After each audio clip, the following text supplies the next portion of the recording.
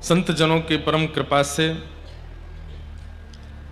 श्री महाप्रभु जगन्नाथ जी की अति कृपा से हम आप सब लोग श्री जगन्नाथपुरी तीर्थ में, चक्र तीर्थ में, महोदधि समुद्र नारायण भगवान के पावन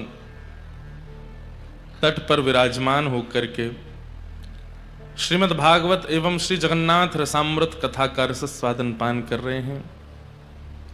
राजस्थान से पधारे हमारे समस्त सारस्वत परिवार, इनके प्यारे ठाकुर जी के मंगलमय जन्मोत्सव के उपलक्ष्य में ये मधुर कथा उत्सव का यहाँ पर आनंद हम लोग ले रहे हैं। ये हमारा परम सौभाग्य है। आज हम आप सबके मध्य में, जैसे वृंदावन में कथा होती है, अयोध्या में कथा होती है, तो संतों का विशेष रूप से आगमन सब जगह होता ही है। कथा तो जहां भी हो सब जगह विशेष है, लेकिन तीर्थों में विशेषता इसलिए अधिक है कि वहां तीर्थ निवास करने वाले महापुरुष संतों का कथा में आगमन होता है। और वे प्रत्यक्ष रूप में तो हमें लगता है कि संत पधारे हैं, महापुरुष पधारे हैं, पर वास्तव में तीर्थ के जो देवता हैं वे ही महापुरुषों के रूप में आते हैं। अब श्री जगन्नाथपुरी में महाप्रभु जगन्नाथ जी का दर्शन करने के लिए आप मानव लोग ही रहते हैं, ऐसा नहीं है। यहां देवता भी अलग अलग रूप धारण करके महाप्रभु जगन्नाथ जी का दर्शन करने के लिए आते हैं। और जब उन देवताओं को पता चलता है कि महाप्रभु जगन्नाथ का दर्शन, महाप्रसाद का सुंदर भाव तो मिल ही रहा है, साथ ही वक्तागण यहां आके कथा भी सुना रहे हैं, तो वे सब देवता कथा में भी आते हैं। तो कैसे आवें? अब चतुर्भुज रूप में आएंगे, षडभुज रूप में आएंगे, पूरे श्रृंगार में आएंगे, तो कोई उन्हें बैठने नहीं देखा। तो इसलिए कथा में आए हुए विशेष महानुभाव संत जनों के रूप में तीर्थ देव ही कथा में पधारते हैं। ये सौभाग्य बड़े बड़े शहरों में नहीं मिलता। बड़े बड़े शहरों में कथा होगी तो श्रोता ही आएंगे बस, पर संतों का आगमन नहीं होता। लेकिन तीर्थों में जब कथा होती है तो संत महापुरुष पधारते हैं और उनके दर्शन साक्षात वहां तीर्थ के देव के दर्शन के समान है। और एक और बात, तीर्थ के देवता ही आते हैं, स्वयं तीर्थ भी तो एक देव है। मान लीजिए कोई देवता नहीं आए हैं तो वहां के संत के रूप में वह तीर्थ ही सचल रूप धारण करके आया है। अब जगन्नाथपुरी स्वयं तीर्थ है, स्वयं स्थान है, स्वयं भगवान का स्वरूप है। उन्हीं महाप्रभु जगन्नाथ जी का यह जगन्नाथ तीर्थ संत महापुरुषों के रूप में पधारा है। और विशेष रूप से चतुर्व्यूह रूप होता है। बहुत ध्यान से सुनिएगा सब लोग। ठाकुर जी विशेष रूप से व्यूह रूप धारण करते हैं। आज हम अवतारों पर चर्चा करेंगे।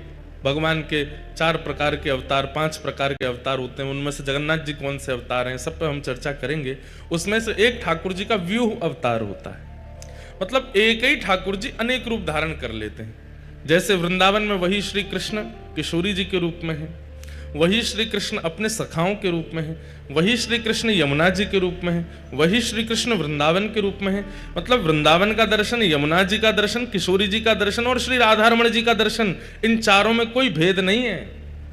आप राधारमण जी दर्शन नहीं कर पाए लेकिन वृंदावन तीर्थ को प्रणाम कर लिया है तो राधारमण जी को प्रणाम सहज है। वृंदावन में आकर के भीड़ के कारण मंदिर में नहीं जा पाए लेकिन यमुना जी को प्रणाम कर लिया तो यमुना जी को प्रणाम किया और राधारमण जी को प्रणाम, एक ही बात है। आप बरसाने जाके किशोरी जी को प्रणाम किए और तभी जरूरी काम से वापस आना पड़ा तो किशोरी जी को प्रणाम से ठाकुर जी को प्रणाम समान है। ठाकुर जी को प्रणाम किया लेकिन बरसाना नहीं जा पाए किशोरी जी को प्रणाम करने, तो भी वह समानता है, क्योंकि वे सब व्यूह हैं। जैसे प्रधानमंत्री अपने निवास पर भी मिलेंगे, अपने कार्यालय में भी मिलेंगे, अपनी बैठक में भी मिलेंगे, अपने दफ्तर में भी मिलेंगे। स्थान उनके 4 हैं पर मिलने वाले तो सब जगह प्रधानमंत्री ही हैं। ठीक वैसे ही ठाकुर जी, चाहे आप राधा रानी के दर्शन करो, यमुना जी के दर्शन करो, वृंदावन के दर्शन करो, चाहे प्रत्यक्ष बिहारी जी के दर्शन करो, एक ही बात है। ये उनका व्यूह रूप है। ऐसे ही तीर्थ जो है ये तीर्थ के प्रधान देवता का व्यूह होता है। कभी अगर बहुत भीड़ होने के कारण महाप्रभु जगन्नाथ जी को आप दर्शन नहीं कर पाओ, आपसे रोज कोई पूछे आज महाप्रभु जगन्नाथ जी के दर्शन किए, भले ही आप मंदिर नहीं गए फिर भी आपको हाँ में ही उत्तर देना है, हाँ किए। क्यों? क्योंकि ये जो साक्षात पूरा तीर्थ जगन्नाथपुरी है ये भगवान का व्यूह रूप ही है। अगर इस रूप में और महाप्रभु जगन्नाथ जी के रूप में आप भेद मानते हैं तो भी आपको भेदापराध लगेगा।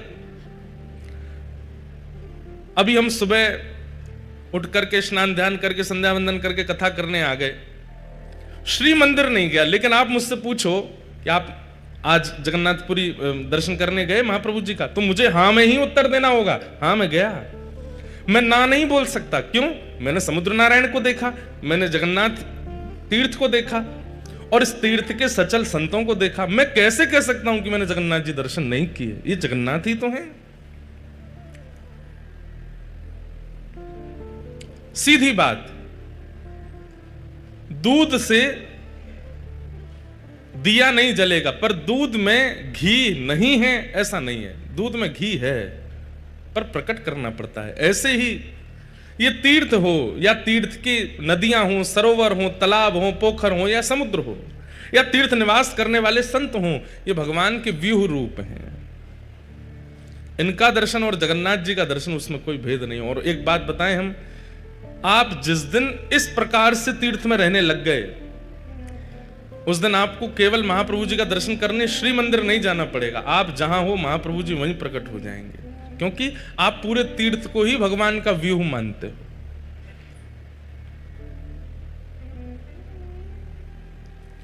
तो ऐसे हमारे सब संत जन कृपा करके पधारे हैं। श्री राधा वल्लभ मठ के पूज्य महंत श्री रामकृष्ण दास जी महाराज कृपा करके आज कथा में पधारे हैं। महाराज जी को बारंबार प्रणाम। साथ ही श्री उत्तर पारस मठ के पूज्य महाराज जी पूज्य श्री नारायण रामानुज दास जी महाराज पधारे हैं, उन्हें भी बारंबार प्रणाम। एवं पूज्य श्री शुभानंद पुरी जी महाराज, आपका तो दर्शन कल भी दास को प्राप्त हुआ, सबको मिला, आज भी आप पधारे हैं। हमारे श्री जीयर स्वामी मठ के पूज्य श्री तिवारी जी महाराज भी आज कृपा करके पधारे हैं, जो हमारा दादा गुरु स्थान है। और एक बात आप सब लोगों को सुनकर के आनंद होगा, आज बड़ी कृपा करके परम पूजनीय प्रातः स्मरणीय हमारे पूज्य गुरुदेव भगवान पूज्य पिताजी महाराज भी वृंदावन से पधारे और आज थोड़ी देर में उनका भी दर्शन प्राप्त होगा, वे भी कथा में पधारेंगे। जिनकी कृपा से ये भक्ति पथ चल रहा है, जिनकी कृपा से हम आप सब लोग आज कथा का आनंद सुख और श्री गिरधर लाल जी की सेवा का रस ले रहे हैं, उस कथा का मूल स्रोत तो श्री जगन्नाथपुरी है। यहीं के श्री जीयर स्वामी मठ से हमारे पूज्य गुरुदेव भगवान पूज्य पिताजी महाराज आपकी दीक्षा हुई। परम पूजनीय प्रातः स्मरणीय श्री गरुणध्वजाचार्य जी महाराज, वर्तमान में श्री जीयर स्वामी मठ के पूज्य महाराज जी परम पूजनीय प्रातः स्मरणीय बारंबार वंदन करते हैं, जिनको हम अत्यंत पिता तुल्य स्नेह दास को प्रदान करते हैं, पिता के रूप में बैठ के एक वात्सल्य प्रदान करते हैं। ऐसे परम पूजनीय प्रातः स्मरणीय श्री इंदिरा रमणाचार्य जी महाराज जी को बारंबार स्मरण करते हैं, प्रणाम करते हैं। पूज्य पिताजी महाराज के एक प्रकार से गुरु भाई, तो ये सब कृपा है, यहीं से हमारी ये पूरी परंपरा आनंदित हो रही है। भैया गंगा भले ही बनारस को पवित्र कर रही है, गंगा भले ही प्रयागराज को पवित्र कर रही है, गंगा भले ही ऋषिकेश हरिद्वार को पवित्र कर रही है, पर मूल उद्गम तो गंगोत्री है ना। इसलिए गंगोत्री की महत्वता, गंगोत्री का प्रणाम अद्भुत है। ऐसे ही हमारी व्यासपीठ पूज्य पिताजी महाराज की व्यासपीठ आप सब लोगों को आनंदित कर रही है, भक्ति का प्रचार प्रसार एवं संचार कर रही है, पर उसका मूल प्रादुर्भाव तो जगन्नाथपुरी से है, श्री जैर स्वामी मठ से है। वहां के हमारे पूज्य श्री तिवारी जी महाराज पधारे हैं, उन्हें बारंबार हम प्रणाम करते हैं। और हमारी शीतल दीक्षा तो पूज्य पिताजी महाराज ने की, जब प्रथम बार व्यासपीठ पर विराजमान होने वाले थे 20 जुलाई 2015, तो शंख चक्र व्यासपीठ पर बैठने से 2 घंटा पहले धारण हुए। तो पूज्य पिताजी महाराज अचानक ही उनका क्रम बना। हमारे रामानुज परंपरा में तिथि, बार, नक्षत्र और मुहूर्त देखने की आवश्यकता नहीं है भगवत शरणागति के लिए। आपकी जब इच्छा हो जाए और गुरुदेव की कृपा हो जाए तो आप दीक्षा ग्रहण कर सकते हो। हमारे पूज्य नाना जी बोले पिताजी से, बोले आज को दिन बहुत बढ़िया है, लाला पहली बार व्यासपीठ पे बैठवे वारो है, आज से बढ़िया समय नहीं मिलेगो, श्री द्वारिका तीर्थ है, आप लाला को दीक्षा दो। और पूज्य गुरुदेव भगवान पिताजी महाराज ने हमें दीक्षा प्रदान की। शीतल दीक्षा पूज्य गुरुदेव भगवान ने दी। और इस बार आप सब लोगों के मध्य गुरु दीक्षा का क्रम करने से पूर्व तप्त दीक्षा, तप्त शंख चक्र हमें हमारी मूल गादी श्री तोताद्री मठ दक्षिण भारत के परम पूज्य पूज्य महाराज श्री ने तप्त दीक्षा प्रदान की। अद्भुत है यह परंपरा। महाप्रभु जगन्नाथ जी ने भी श्री रामानुजाचार्य जी से सेवा ग्रहण की, सेवा स्वीकार की। ऐसे हमारे सब आचार्य चरण आज पधारे हैं, सबके चरणों में बारंबार प्रणाम करते हैं। मंच पर विराजमान सब विप्रदेव, सब गंधर्वजन और आप सभी श्रोता भाई बंधु मातृशक्ति, सबको जय श्री कृष्ण। हाँ, इतने धीरे बोलो कि बगल वाले को भी आवाज नहीं आवे। जय श्री कृष्ण। देखो आवाज तो है आप में, पर पता नहीं क्या सोते रहते हैं, जाने क्या। अरे उत्साह में रहिए। जय श्री कृष्ण, जय सिया राम, जय श्रीमन नारायण, जय जगन्नाथ। महाप्रभु जगन्नाथ जी बड़ी कृपा कर रहे हैं। कल एकादशी थी और कल श्री सुदर्शन भगवान जी की सन्निधि में महादीप का दर्शन हुआ। रात्रि यहां से कथा पूरी करके गए। श्री सुदर्शन जी महाराज के नीचे महादीप दर्शन हुआ। हमारे सब सेवायत ऊपर जाते हैं, जाकर के वहीं महादीप करते हैं। फिर उसके बाद पूरी जगन्नाथपुरी की रक्षा हेतु, यहाँ के भक्तों की रक्षा हेतु, यहाँ के गजपति महाराज राजा की रक्षा हेतु महाप्रभु जगन्नाथ जी से प्रार्थना करते हैं, सुदर्शन जी से प्रार्थना करते हैं। इतना सुंदर दर्शन हो रहा था कल रात्रि में। उसके बाद महाप्रभु जी के बड़ श्रृंगार का दर्शन हुआ। पूरी दुनिया में एकमात्र श्री जगन्नाथ जी ऐसे ठाकुर हैं जो रात में विशेष श्रृंगार करते हैं। यहां की रीति कुछ अलग ही है। श्रृंगार दर्शन पूरे विश्व में कहीं भी ठाकुर जी के सुबह के सत्र में होते हैं, लेकिन महाप्रभु जगन्नाथ जी का श्रृंगार रात्रि में होता है। और रात्रि में मानो जैसे सब अर्चक गोपी बन जाते हैं, सहचरी बन जाते हैं, और सहचरी बनकर के महाप्रभु जी का श्रृंगार करते हैं। और वह श्रृंगार धारण करके महाप्रभु जगन्नाथ जी फिर वृंदावन रास के लिए प्रस्तुत होते हैं, रास में प्रस्तुत करते हैं। ऐसे जगन्नाथ जी को हम बारंबार प्रणाम करते हैं।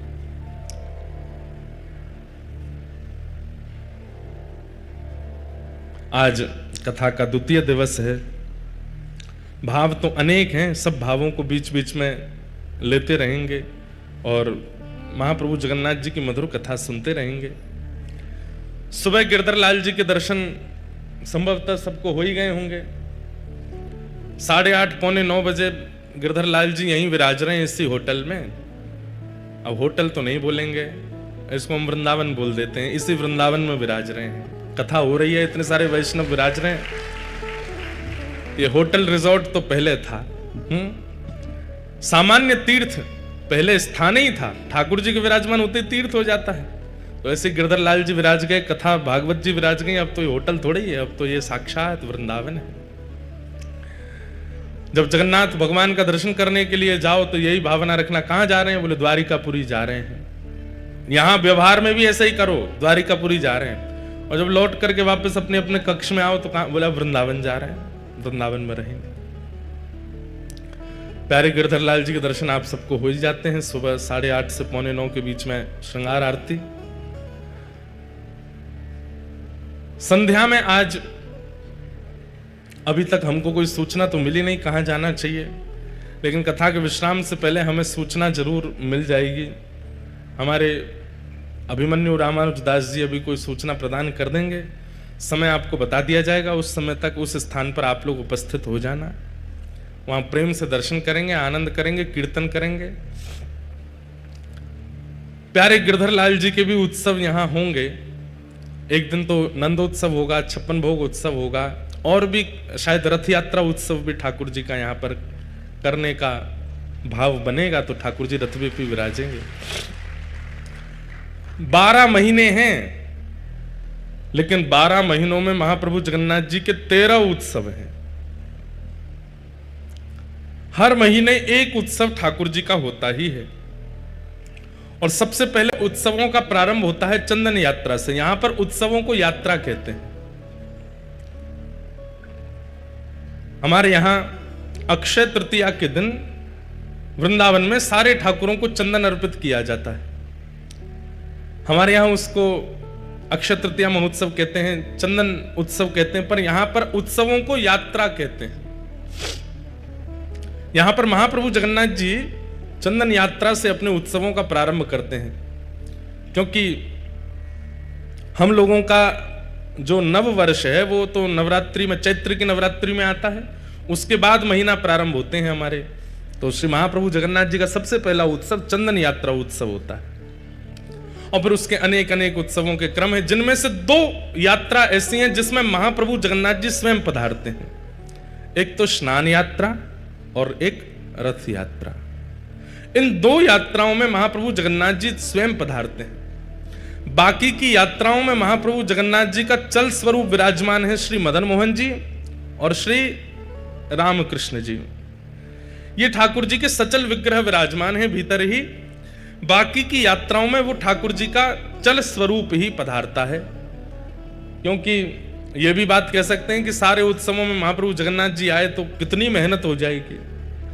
2 यात्राओं में ठाकुर जी बाहर आते हैं, उसी में ही महाराज पूरी जगन्नाथपुरी की अर्थव्यवस्था ऊपर नीचे हो जाती है, यहाँ के लोगों की नींदें उड़ जाती हैं, और क्या पूरा प्रशासन शासन भारत के दिल्ली राजधानी तक हिल जाती है जब महाप्रभु जगन्नाथ जी बाहर आते हैं। अगर वो हर उत्सव में यात्रा में बाहर आने लग गए तो फिर तो हो गया काम। इसलिए वो 2 यात्राओं में आते हैं, स्नान यात्रा और रथ यात्रा। बाकी की यात्राओं में महाप्रभु जगन्नाथ जी के चल स्वरूप श्री मदन मोहन जी बाहर आते हैं, और फिर वो यात्रा, उसमें झूला यात्रा होती है, नौका विहार यात्रा होती है, चंदन यात्रा होती है, अनेक अनेक यात्राएं होती हैं। उत्सव प्रिय हैं श्री जगन्नाथ जी। ऐसी यात्राएं यहां पर होती हैं। और आपको बताएं, श्रीनाथ जी का और जगन्नाथ जी का अंतरंग संबंध है। वैसे तो ये एक ही हैं, श्री राधा रमण जो हैं वही जगन्नाथ हैं, जो बिहारी जी हैं वही जगन्नाथ हैं, जो श्रीनाथ जी हैं वही जगन्नाथ हैं, जो द्वारिकाधीश हैं वही जगन्नाथ हैं। अलग अलग ठाकुर जी के आनंद रूप हैं, आनंद सार है।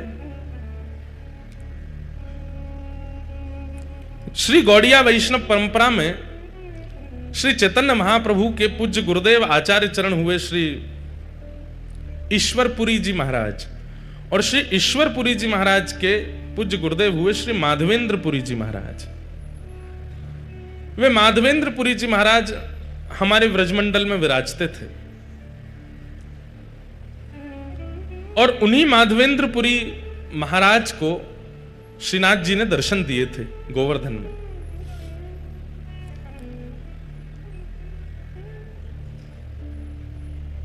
गोविंद गोविंद गाइए रे भजो, राधे गोपाल कृष्ण गाइए।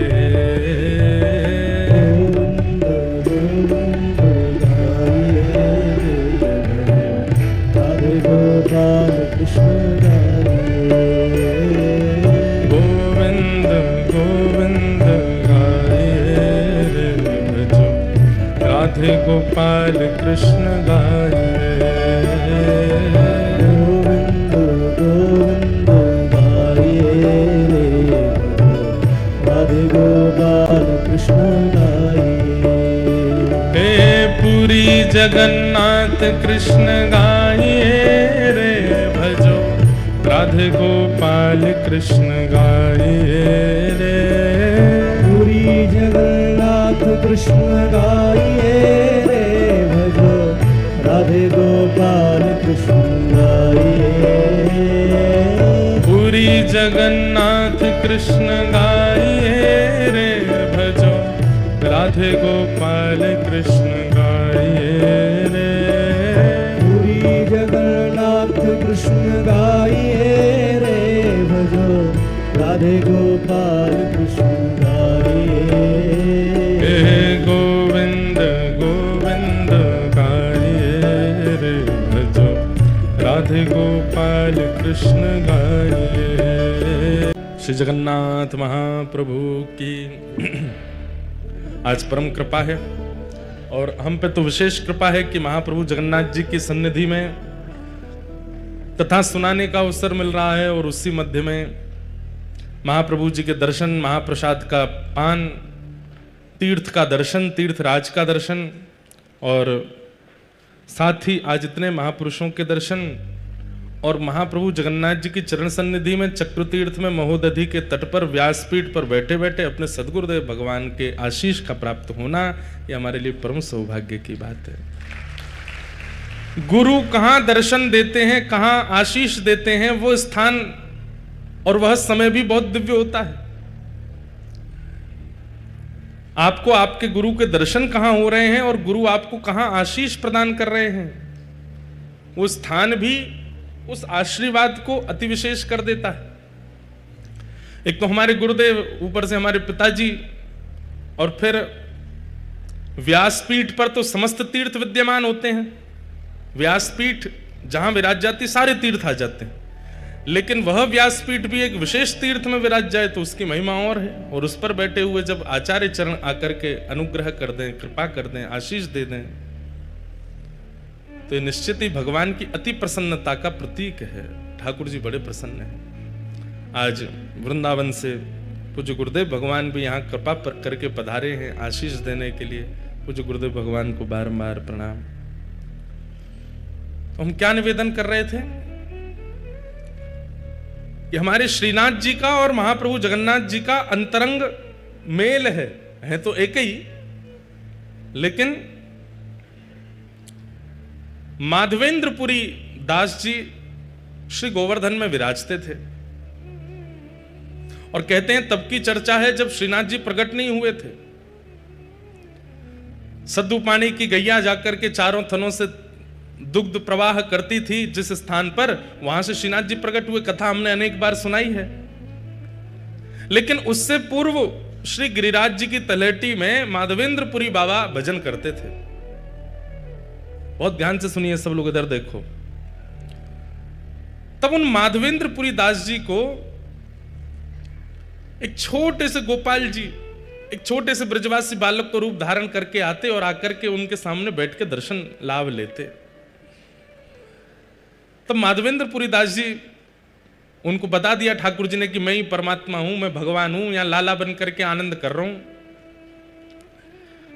तब एक दिन माधवेंद्रपुरी दास जी ने पूछा कि आपके श्याम वर्ण अंग पर हमें कभी कभी ऐसा अनुभव होता है कि अत्यंत प्रश्वेत, बहुत पसीना आपको आता है, और कोई कोई आपके अंग में जैसे छोटे छोटे छोटे छोटे कुछ ऐसे चिन्ह दिखाई देते हैं, ऐसा लगता है कि आप श्रमित हो गए हो। तो श्रीनाथ जी बोले, मैं आ गिरिराज पर्वत में विराजूं भीतर, दोपहरिया में बहुत जोर से धूप पड़े और वह धूप के कारण मुझको बहुत जोर से गर्मी लगे, मेरे सर्वांगीण अंग में बड़ी उष्णता है जाए, कहीं कहीं छाले पड़ जाएं, मैं जोर से जल जाऊं। वैसे तो मुझको दूध को अभिषेक किया जाए, मुझको दूध पिवायो जाए, मुझको 56 भोग परवाए जाए, पंचामृत अभिषेक ते मेरो आनंद कियो जाए, पर वासे नैकात देर के काजे तो सुख मिले, लेकिन फिरते ये पीड़ा हेन लग जाए।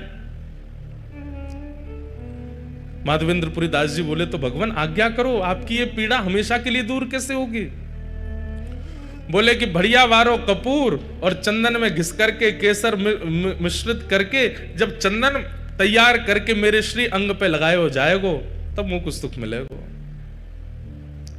तो माधवेंद्रपुरी दास जी बोले, तो मैं चंदन तैयार कर देता हूं। बोले कि ना, ऐसा वैसा चंदन नहीं, अब लगाओ तो फिर बढ़िया वारो लगाओ। तो बोले बढ़िया वारो चंदन कहां मिलेगा वो बताओ। बोले सबसे बढ़िया कपूर मिले चक्र तीर्थ में, जगन्नाथपुरी। और सबसे बढ़िया मलय चंदन, मलियागिरी चंदन भी कहां मिले। बोले जगन्नाथपुरी में। और बोले वहां मेरो एक स्वरूप है, वह स्वरूप को रोज चंदन लागी हुए, रोज चंदन लगाए हो जाए। आप तो वहीं जाओ और वहां से चंदन लेकर के आओ और आकर के मेरे श्री अंग पे लगाओ, तब मुझको सुख मिलेगा। तो माधवेंद्रपुरी दास जी श्रीनाथ जी की आज्ञा प्राप्त करके निकले हैं नीलाचल धाम के लिए, ठाकुर जी के सुख के लिए। देखो एक बात, हम लोग ठाकुर जी की सेवा में कोई भी सामग्री प्रस्तुत नहीं कर सकते, उस सामग्री में भी सर्वश्रेष्ठ सामग्री जो हो और वो सामग्री भी सर्वश्रेष्ठ रूप से जहां निर्मित होती हो वही ठाकुर जी की सेवा में लानी चाहिए। स्वयं श्रीनाथ जी माधवेंद्र जी से बोले, वो चंदन तो तुम यहीं घिस दोगे, लेकिन बढ़िया वारो तो वहीं मिलेगा, बढ़िया वारो कपूर तो वहीं मिलेगा, वहां से लेके आओ। इसका मतलब क्या है? ठाकुर जी को विशेष प्रिय नहीं है, लेकिन वो हमें परखते हैं कि हमें प्रस्तुत करने के लिए कुछ विशेष देना उचित लगता है कि नहीं, वो ठाकुर जी देखते हैं। अब चंदन यात्रा पे आप अपने घर पे चंदन घिस के लगा दो ठाकुर जी को, ठाकुर जी कहेंगे ठीक है काम चलाओ तो कर ही दियो काम, लेकिन आप पूरी उसकी व्यवस्था करो, वहां से जल मंगा रहे हैं, वहां से कपूर मंगा रहे हैं, वहां से केसर मंगवा रहे हैं, 4 आदमियों को भेज के कर रहे हैं, स्वयं जाकर के कर रहे हैं, उससे ठाकुर जी और ज्यादा प्रसन्न होते हैं। देखो मेरे सुख के काजे कितना श्रम कर रहे हो है। हमारे गिरधर लाल जी की स्नान यात्रा पर स्नान होता है। अब स्नान यात्रा, स्नान कराना है, टोंटी का जल भरो, करा दो स्नान, उसमें थोड़ा केसर आदि डाल दो, करा दो स्नान। नहीं, हम हमारे सब वैष्णव, सब हमारे जितने मित्र परिकर हैं, जितने हमारे पंडित जी, सबके साथ अवसर होगा, कथा नहीं है तो स्वयं जाएंगे। कहां? उत्तराखंड। उत्तराखंड में श्री यमुना जी सबसे पहले पृथ्वी पर जहां आती है उस स्थान का नाम है कटा पत्थर। कटा पत्थर में जाएंगे उत्तराखंड में, वहां से स्नान करके विधि पूर्वक प्रत्येक कलश का पूजन करेंगे, कलश का पूजन करके फिर वहां से शुद्ध यमुना जी का जल, क्रिस्टल वाटर, बिल्कुल दिख जाए नीचे तक महाराज, वहां से यमुना जी लाएंगे और फिर उन यमुना जी को वृंदावन ला करके फिर वृंदावन में जो यमुना जी हैं उनको बढ़िया कप, क्योंकि वृंदावन में यमुना जी तो पूरी सब अपवित्र कर दी लोगों ने, तो 2-4 कपड़े की परत लगा के उन यमुना जी को भरेंगे, फिर वो यमुना जल कट्टा पत्थर वाले जल में थोड़ा थोड़ा मिला देंगे, तो फिर भाव हो जाएगा यमुना तट का, वृंदावन तट का यमुना जल। फिर उससे ठाकुर जी को स्नान कराते हैं, रात भर मटकों में भर के रखते हैं, ठंडा बिल्कुल शीतल जल हो जाता है। फिर उन जलों में किसी में पुष्प, किसी में सुगंधी, किसी में अष्टगंधा, किसी में कुछ, सब मिला करके फिर ठाकुर जी को स्नान कराते हैं। अब स्नान ही तो कराना है, करा दो ऐसे नहीं। मैंने एक बात कथा में कही है कि भक्ति में ठाकुर जी प्रस्तुतिकरण देखते हैं कि आपकी प्रस्तुति कैसी है। उठाए कर दिया, उठाए भोग लगा दिया, थाली में लाए सामने धर दिया कर, ठाकुर जी भी ऐसे फिर पाते नहीं है, बोले कि बेमनते तू करे, मैं काहे को पावे आऊं। लेकिन जब ठाकुर जी देखते हैं कि बड़े प्रयास करता है, बड़ा श्रम करता है, बड़ा परिश्रम करता है, मनोबुद्धि लगन से लगता है, ठाकुर जी आते हैं स्वीकार करने। इसलिए कभी भी उत्सव कीजिए, उस उत्सव को काम चलाओ मत कीजिए, या तो करिए मत, और करो तो फिर उसमें इतना लगन से करो, इतनी विशेषता प्रकट कर दो। आप कहेंगे महाराज जी आपने जितने क्रम बताए वो तो धनवानों के हैं, धनवान ही कर सकते हैं ये सब, और जिन पर धन नहीं हो वो क्या करें। भाई कर्मा बाई कोई धनवान तो नहीं है, हमारे सद्दू पाणे कोई धनवान तो नहीं है, धन्ना जाट वो धनवान तो नहीं है, पर वो धनवान ना होते हुए भी ऐसी क्रिया प्रस्तुत करते हैं कि वह क्रिया में धनवान से भी ज्यादा लगन का दर्शन होता है। वो ठाकुर जी आते हैं स्वीकार करने। धन्ना जाट की कथा में हम लोग सुनते हैं कि उनको सामान्य पत्थर शालिग्राम भगवान के रूप में एक संत दे गए, तो धन्ना जी रोज अपनी मां से कहते, मैया मुझे चंदन दिलवा दो, मुझे रोली दिलवा दो, मुझे इत्र दिलवा दो, ठाकुर जी की सेवा करनी है। मां मना करती, नहीं दिलवाती। तो फिर धन्ना जी ने क्या किया, बाहर गए और रोली जैसे दिखने वाले पत्थर लेकर के आए, उनको बढ़िया घिसते हैं और घिसते घिसते लाल रोली बन जाती है। फिर ठाकुर जी के सामने जाके भावना कर देते हैं, ठाकुर जी मुझ पर धन तो इतना नहीं है कि मैं रोली लाऊं, चंदन लाऊं, इसलिए ये रोली जैसा ही रंग है इसका, आप इसको स्वीकार करो। और प्रेम से लेकर के जब पधराते, ठाकुर जी प्रसन्न होते हैं उनके भाव से। भावना में तो व्यस्त है ना, भले ही धन का व्यय ना करता हो। तो माधवेंद्रपुरी दास जी को श्रीनाथ जी ने आज्ञा की कि आप जगन्नाथपुरी जाओ, वहां से कपूर चंदन लेकर के आओ, वो घिस करके लगाओगे तब मुझे सुख मिलेगा। माधवेंद्रपुरी दास जी निकल पड़े। चलते चलते बालासुर पहुंचे, वहीं पर खीर चोरा गोपीनाथ। इनका पहले नाम केवल गोपीनाथ ही था। खीर चोरा तो माधवेंद्रपुरी दास जी के आने के बाद पड़ गया। पहले इनका नाम केवल, और खीर भी नहीं, उनको बोलते क्षीर चोरा। दूध को क्षीर कहा जाता है, इसलिए भगवान किस में विराजते हैं? क्षीर सागर। तो खीर चोरा तो हम उत्तर भारतीय कहने लग गए हैं, लेकिन वास्तव में वहां पर अधोटे दूध का भोग लगता है ठाकुर जी को, और उसमें थोड़ी बहुत कुछ सामग्री मिलाई जाती है, इसलिए वो क्षीर चोरा गोपीनाथ। पहले उनका नाम केवल गोपीनाथ ही था, वो क्षीर चोरा। तो और ये गोपीनाथ जी बालासुर में जो विराजमान, जिसको अवसर मिले, समय मिले, 3-4 घंटे का रास्ता होगा शायद यहां से, हुआ ना वहां दर्शन करे आना। हमने आज तक दर्शन नहीं किए, पर हमने क्षीर चोरा गोपीनाथ जी कथा खूब सुनाई है, चित्र में दर्शन किए हैं, वहां का प्रसाद भी पाया है, पर दर्शन का अवसर अभी तक नहीं मिला। ये गोपीनाथ जी, क्षीर चोरा गोपीनाथ, ये गोपीनाथ जी सामान्य नहीं है। ये गोपीनाथ जी का स्वरूप स्वयं श्री राम जी के द्वारा निर्मित किया गया है, ये क्षीर चोरा गोपीनाथ। कैसे? जब प्रभु श्री राम वनवास कर रहे थे, तो कभी कभी लक्ष्मण जी को ज्ञान उपदेश करते थे, सीता जी से बैठ करके कुछ मधुर चर्चाएं करते थे। तो सीता जी बीच बीच में कभी कभी राम जी से बोलती, सब लोग इधर देखो, ध्यान से सुनो।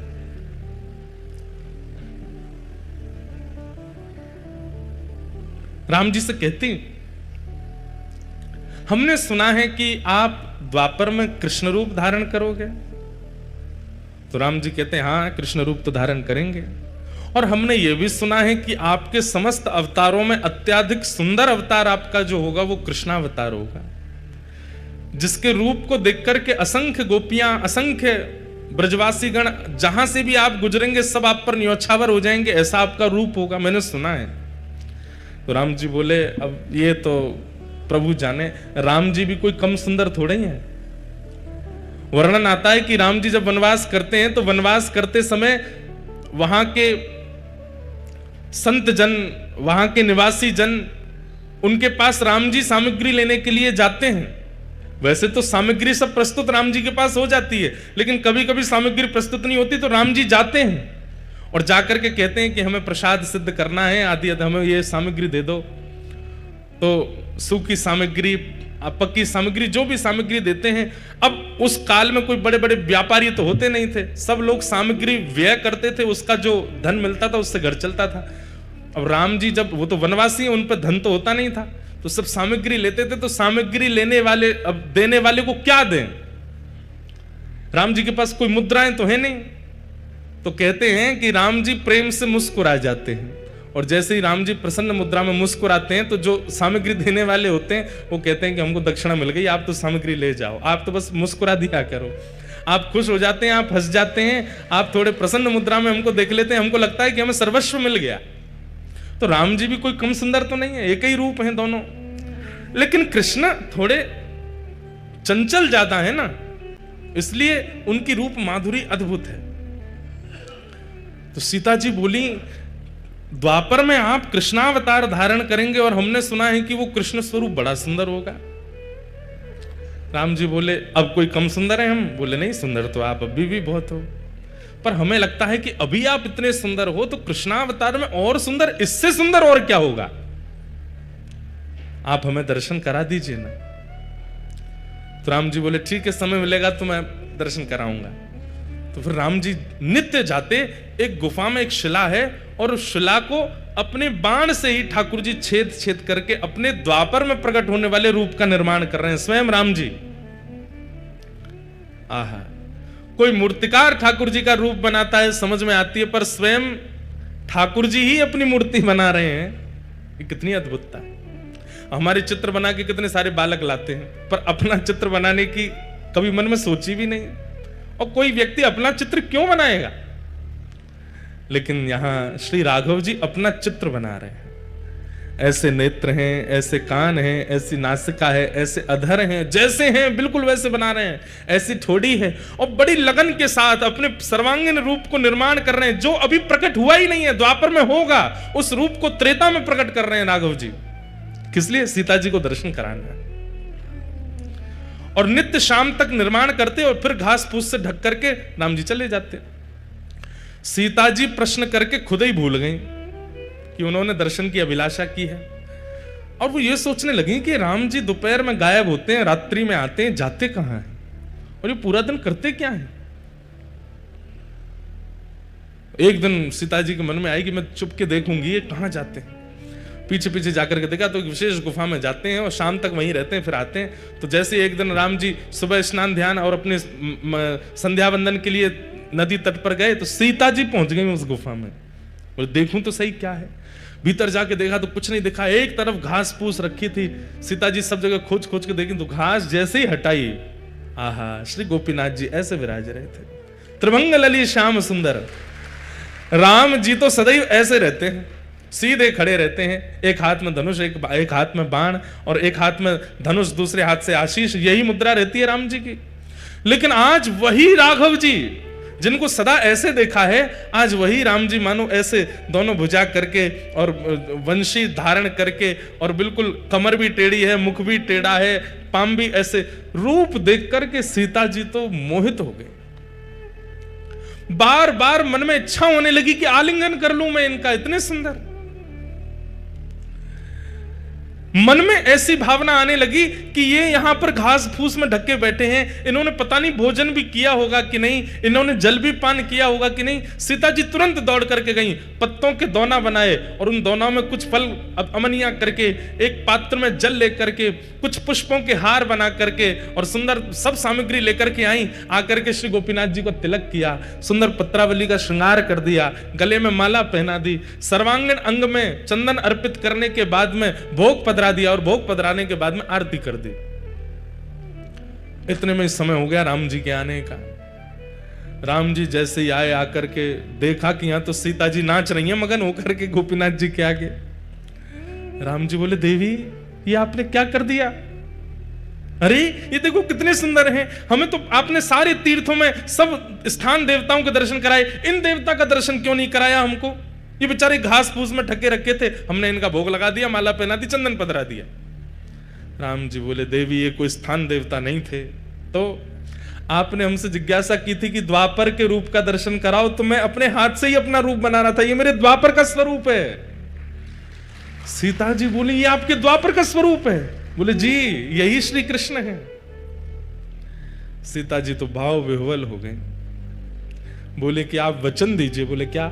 आप अकेले नहीं आएंगे द्वापर में, द्वापर में एक रूप से तो मैं लक्ष्मी ही आपकी परांबा जगदंबा रुक्मणी बनकर के आऊंगी, पर इस रूप का आस्वादन करने के लिए आपको मुझे पूर्व में भी बुलाना पड़ेगा। उसमें मैं केवल आपको देखूंगी, आपका प्रेम स्वीकार करूंगी, आपको देखकर के नृत्य करूंगी, आपको देखकर बस मेरी एक ही क्रिया होगी, ना भोजन करना, ना जलपान करना, ना शयन करना, केवल आपको देखना। तब राम जी बोले, ठीक है, आप ही साक्षात किशोरी जी के रूप में प्रकट हो जाना, श्री राधा रानी बन करके आ जाना और मेरे रूप लावण्य का खूब सुख लेना। लेकिन देवी तुमने इनका तिलक क्यों कर दिया, इनको माला क्यों पहना दी, इनको? बोले, क्यों? अभी ये पूरे बने नहीं है, अभी मुझे और निर्माण करना है, अभी ये पूर्ण रूप से सिद्ध नहीं हुए, अभी थोड़ी बहुत। तो सीता जी बोली ये इतने सुंदर हमारे प्राण हरण कर रहे हैं, इससे भी अधिक आपको इनको बनाना है तो इनको अधूरा ही रहने दो, फिर तो हम इससे अधिक जो विशेष रूप है वो तो द्वापर में ही देखूंगी मैं, क्योंकि इनको देख करके जब मेरा मन इतना आनंदित हो रहा है तो फिर पूर्ण रूप कैसा होगा। वही श्री राघव जी के द्वारा निर्मित शिला पर जो ठाकुर जी का स्वरूप है, वही बालास्वर में श्री गोपीनाथ जी के रूप में विराजमान है, जिन्हें क्षीर चोरा गोपीनाथ कहते हैं। पर वो क्षीर चोरा कब बने? जब माधवेंद्रपुरी दास व्रजमंडल से आ रहे हैं जगन्नाथपुरी चंदन लेने के लिए। बीच में जैसे ही गोपीनाथ जी का मंदिर पड़ा, माधवेंद्रपुरी दास जी पहुंच गए, जाकर के आहा भुजा उठा करके नृत्य कर रहे हैं, नृत्य कर करके गा रहे हैं, गोपीनाथ जी का दर्शन करके आनंदित हो रहे हैं। नित्य 11-12 सकोरों में, मिट्टी के पात्रों में ठाकुर जी को क्षीर का भोग लगाया जाता है और वही भोग सारे दर्शनार्थियों को बांटा जाता है। लेकिन माधवेंद्र जी अकिंचन दूर खड़े थे, सब में बट गया लेकिन माधवेंद्र जी को नहीं प्राप्त हो पाया। आप 3-4 दिन से भूखे प्यासे और थे, और आपका एक स्वभाव और था।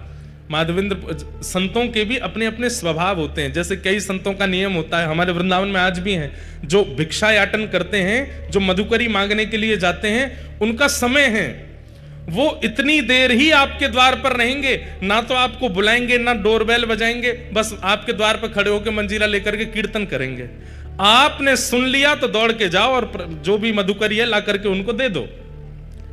यो नहीं कि बैल पे बैल बजाए जा रहे हैं, गेट खटखटा रहे हैं, अरे जल्दी लाओ भिक्षा लेकर के आओ, हमको दे दो। ब्रज में ऐसे संत नहीं रहते। ब्रज में क्या है, मंजीरा लेकर के जाएंगे, आपके द्वार पर खड़े होकर के हरे कृष्ण हरे राम या राधे कृष्ण राधे श्याम, जो कीर्तन प्रिय लगेगा वो कीर्तन करेंगे। उसका भी उनका समय बंधा हुआ है, 3 मिनट 4 मिनट 5 मिनट, उतनी देर ही कीर्तन करेंगे। उतनी देर में आपने कुछ दे दिया तो ठीक, नहीं तो भूखे ही चले जाएंगे और जाकर के भूखे ही सो जाएंगे, मांगेंगे नहीं।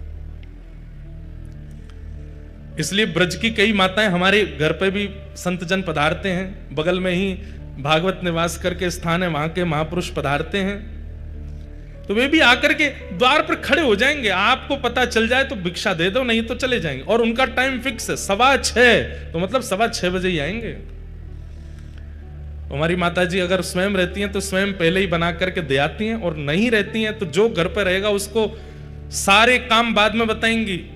ये कमरा देख लेना, वो ये सब बाद में, सबसे पहले बताएंगे शाम को 6:15 बजे वो भागवत निवास के महाराज जी आएंगे, उनके लिए इतनी रोटी दाल चावल सब तैयार करके मधुकरी उनको दे देना। और कई बार हमने देखा कि जब घर लौट के जाते हैं, पूज्य पिताजी भी अनुभव करते हैं, तो माता जी सबसे पहले पूछेंगी बाबा आए शाम को मधुकरी दई, और वो सामने जो घर पे रुके वो अगर के अरे मैया कल तो हम लेट हो गए, बाबा चले गए, तो माँ इतनी उदास हो जाती है कि बेचारे बाबा कल मधुकरी नहीं पाए होंगे। ऐसे मधुकरी पाकर के हमारे व्रज में संत रहते हैं।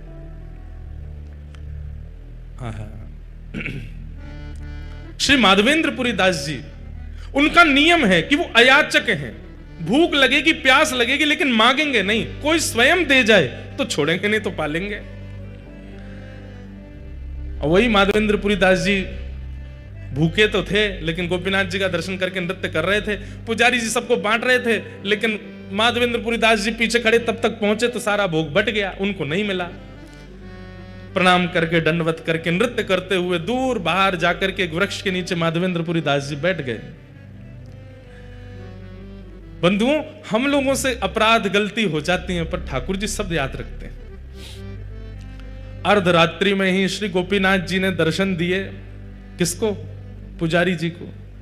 और पुजारी जी के स्वप्न में जाए करके बोले सुनो, बोले हाँ, आज इतने सारे रसिक जन दर्शन करने के लिए आए, सबको तुमने हमारी क्षीर प्रसादी बांट दी, पर पीछे एक ब्रजमंडल के माधवेंद्रपुरी दास जी खड़े थे, उनको तुमने कुछ नहीं दिया। तो पुजारी जी बोले जय जय, अपराध हो गया, हमसे गलती हो गई, हमको याद नहीं रहा। अब तो कल क्षीर बनेगी, रात्रि में भोग लगेगा तब दे दूंगा। अरे बावड़े, वो 5 दिन के भूखे हैं और कल और उनको भूखा रखोगे और रात्रि में जाके क्षीर को भोग दोगे, इतनी प्रतीक्षा वो कैसे करेंगे? तो प्रभु आप ही बताओ क्या करें फिर? दोपहर में राजभोग का प्रसाद दे देंगे, मंगला भोग का बोले वो सब नहीं, जो हमारे क्षीर भोग प्रसाद में सुख है वो राजभोग और मंगला में नहीं है, वही देना था उनको। पुजारी जी कान पकड़ने लगे, बोले आज तो अपराध हो गया, क्षमा करो।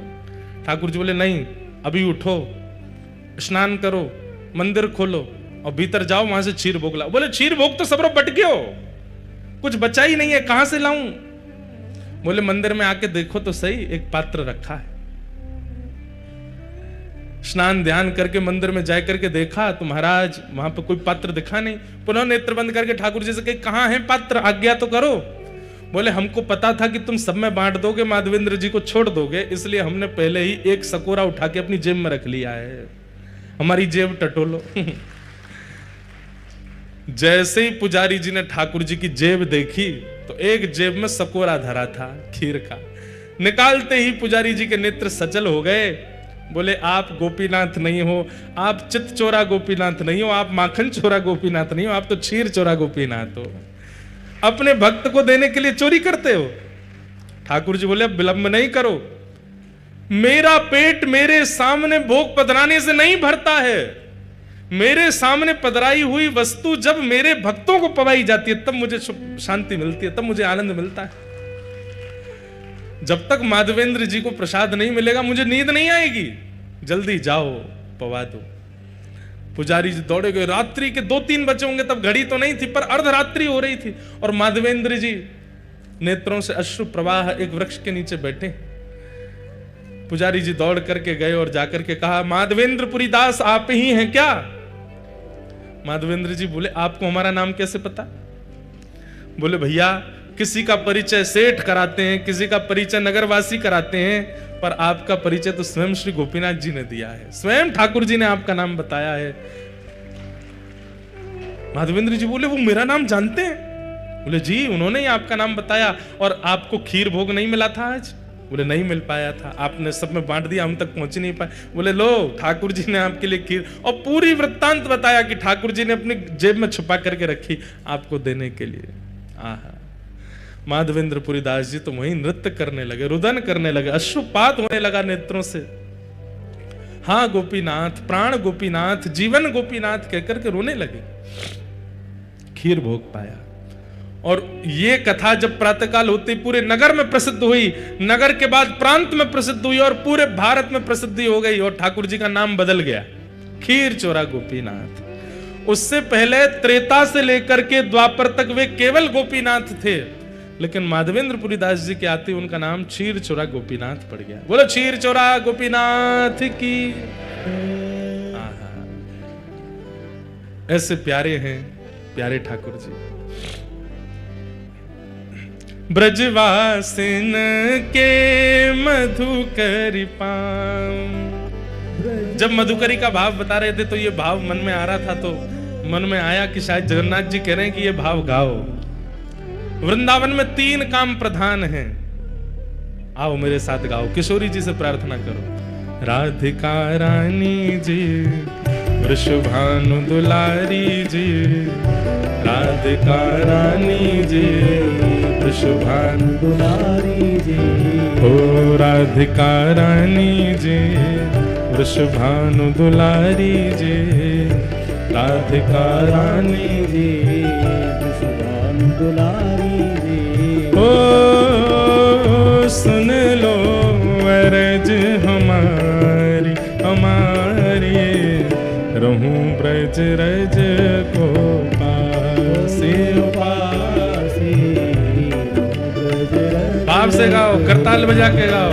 हे उपासे रहूं ब्रज रज को पासे पासे, ब्रज रज को पासे। ओ राधिका रानी जी, वृषभानु दुलारी जी, राधिका रानी जी, वृषभानु दुलारी जी।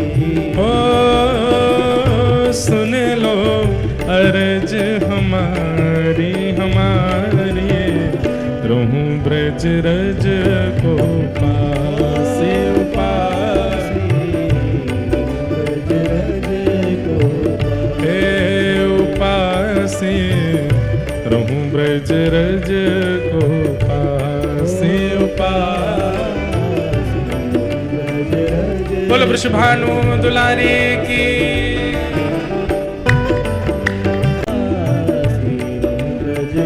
अच्छा, आपको एक बात बताएं, ये पद हमने लिखा था गोवा में। कहाँ लिखा था?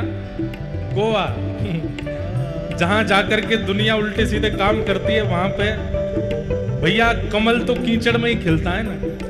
गोवा को हम कीचड़ नहीं बोल रहे हैं, गोवा को आप देखेंगे वहां पर विद्या साक्षात नृत्य करती है, बड़े बड़े संस्कृत विद्यालय हैं वहां पर।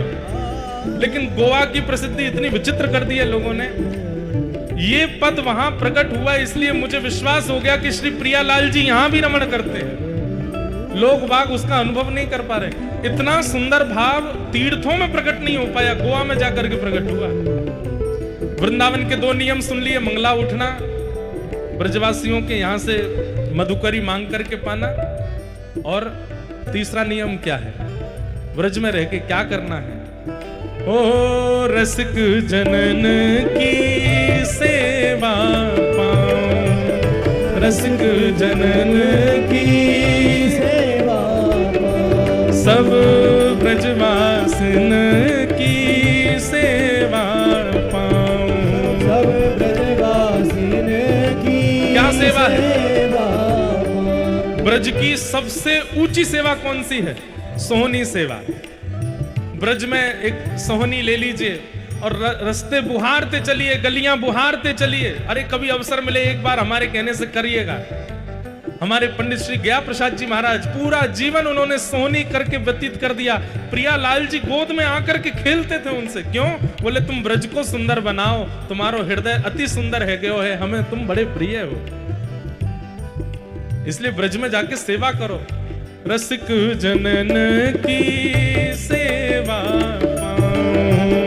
रसिक जनन की सेवा सब ब्रजवासिन की सेवा पाऊं। सब ब्रजवासिन की सेवा प्यारे बांके बिहारी के दर्शन पाऊं। प्यारे बांके बिहारी के दर्शन पाऊं। सुबह मंगला करनी राधा वल्लभ जी में, राजभोग करने राधा रमण जी में, और शयन करवे ते पहले जानो बिहारी जी। 3 दर्शन करने हैं। हाँ बांके बिहारी के दर्शन पाऊं। प्यारे बांके बिहारी के दर्शन पाऊं। कृपा अभिलाषी जी कीरत सुत प्यारी जी। कृपा अभिलाषी जी कीरत सुत प्यारी जी। ओ हरिदास दुलारी जी हरिवंश प्यारी जी। हरिदास दुलारी जी हरिवंश प्यारी जी। ओ सुन लो अर्ज हमारी हमारी, रहूं ब्रज रज को पासे। ब्रज रज को वृषभानु की किशोरी सुन गई आहूत आज मोरी। देखो श्री जगन्नाथ जी कौन है? ब्रजवासी और किशोरी जी के प्रेम में विगलित हो गए जब ठाकुर जी, तभी तो जगन्नाथ जी बने। आज उन्हीं महाप्रभु जगन्नाथ जी ने जैसे ही सुनी राधा नाम गायो जा रहा हो पंडाल में, तो अपने नरसिंह भाई जी को भेजा। यही ठाकुर जी की ध्वजा परिवर्तन करते हैं। और कल रात में जो महादीप का दर्शन हो रहा था वो भी आपके द्वारा ही ऊपर महादीप हो रही थी। और हमें जगन्नाथ जी की सुंदर सुंदर चर्चाएं सुनाने वाले सौम्या जी, ठाकुर महाप्रभु जगन्नाथ जी के स्कंद पुराण में या यहाँ के जितने भी महात्मा हैं यही हमको सुनाते हैं। आप दोनों हमारे सखा हैं, पधारे हैं। पर हम तो यही मानेंगे कि राधा नाम सुनकर के जगन्नाथ जी दौड़े चले आए, अपनी ध्वजा जी भेजी हैं। ब्रज रज को तो पासी। माधवेंद्रपुरी दास जी को श्रीनाथ जी ने भेजा है, जाओ जाकर के जगन्नाथपुरी से चंदन लेकर के आओ। और तभी जब सुनिए सब लोग ध्यान से इधर देखो, माधवेंद्रपुरी दास जी जब यहां से कपूर चंदन लेकर के गए, घिस करके श्रीनाथ जी को अर्पित करवाया और बोले फिर अकेले श्रीनाथ जी को ही क्यों लगा मैं, तो फिर गोपीनाथ जी वृंदावन में, गोविंद देव जी, मदन मोहन जी, राधा रमण जी, सब जगह वो चंदन वितरण किया। और तब से आज तक हमारे सब श्री कृष्ण तीर्थों में चंदन यात्रा होती है, चंदन उत्सव होता है। अक्षय तृतीया को ठाकुर जी को चंदन पधराया जाता है। उसके शास्त्रीय प्रमाण, वैदिक प्रमाण, पौराणिक प्रमाण भी हैं। और एक भावना का प्रमाण यह भी है कि चंदन यात्रा जो है ये सबसे प्रथम उत्सव है साल का। चैत्र में हमारी नए साल का प्रारंभ होता है, सबसे पहला उत्सव अक्षय तृतीया आती है। और उस अक्षय तृतीया में महाप्रभु जगन्नाथ जी अपने सारे मंदिरों में चंदन भेजते हैं, चंदन लगाते हैं अपने ही स्वरूपों को। बड़ी बड़ी भावना है। तो इस प्रकार हमारे श्रीनाथ जी और जगन्नाथ जी, वैसे सबरे ठाकुर इंटरकनेक्टेड हैं। अब आपको पता है जगन्नाथ भगवान का प्रादुर्भाव कहां हुआ? श्री जगन्नाथ जी का रूप जो है ये कहां प्रकट हुआ? कहां प्रकट हुआ? द्वारिका। हमसे ही सुना है आपने तभी बोल रहे हो। ये कथा तो हमने ही सुनाई है, वैसे तो सभी सुनाते हैं, पर जगन्नाथ जी का प्रादुर्भाव प्रकट स्थली जो है वो है द्वारिका। द्वारिका में व्रजवासियों की चर्चा सुनते हुए श्री महाप्रभु जगन्नाथ जी प्रकट हो गए। नारद जी देख करके घबरा गए। बंधुओं, बहुत रोया होना व्यक्ति, कोई व्यक्ति बहुत रोया हो, भगवान करे कोई ना रोवे, लेकिन कोई व्यक्ति बहुत रोया हो, दिन रात रोया हो, उस व्यक्ति की आंखें अलग ही दिख जाती हैं। ध्यान से सुनिएगा, अतिशय रुदन करने वाले व्यक्ति के पलकों के पास दोनों तरफ ऊपर नीचे आपको लालिमा का दर्शन होगा, लाल लाल हो जाते हैं। बाहर की ये जो पलक हैं ये भी लाल पड़ जाती हैं, और जितने उसके सामान्य नेत्र खुलते हैं उससे थोड़े अधिक नेत्र खुल जाते हैं। महाप्रभु जगन्नाथ जी को देखो, जगन्नाथ जी के जो ये भाव है ये पूरा लाल है और नेत्र पूरे खुले हुए हैं। ये प्रेम विगलित ठाकुर जी हैं। व्रजवासी और किशोरी जी के प्रेम में इतना रुदन किया ठाकुर जी ने कि जगन्नाथ बन गए। नारद जी महाराज घबरा गए और घबरा करके बोले, प्रभु ये ऐसा स्वरूप आपका, इसको तुरंत अंतर ध्यान कीजिए, हम देख नहीं पा रहे हैं आपके स्वरूप को, आपके हाथ नहीं है, पैर नहीं है, मुख नहीं है।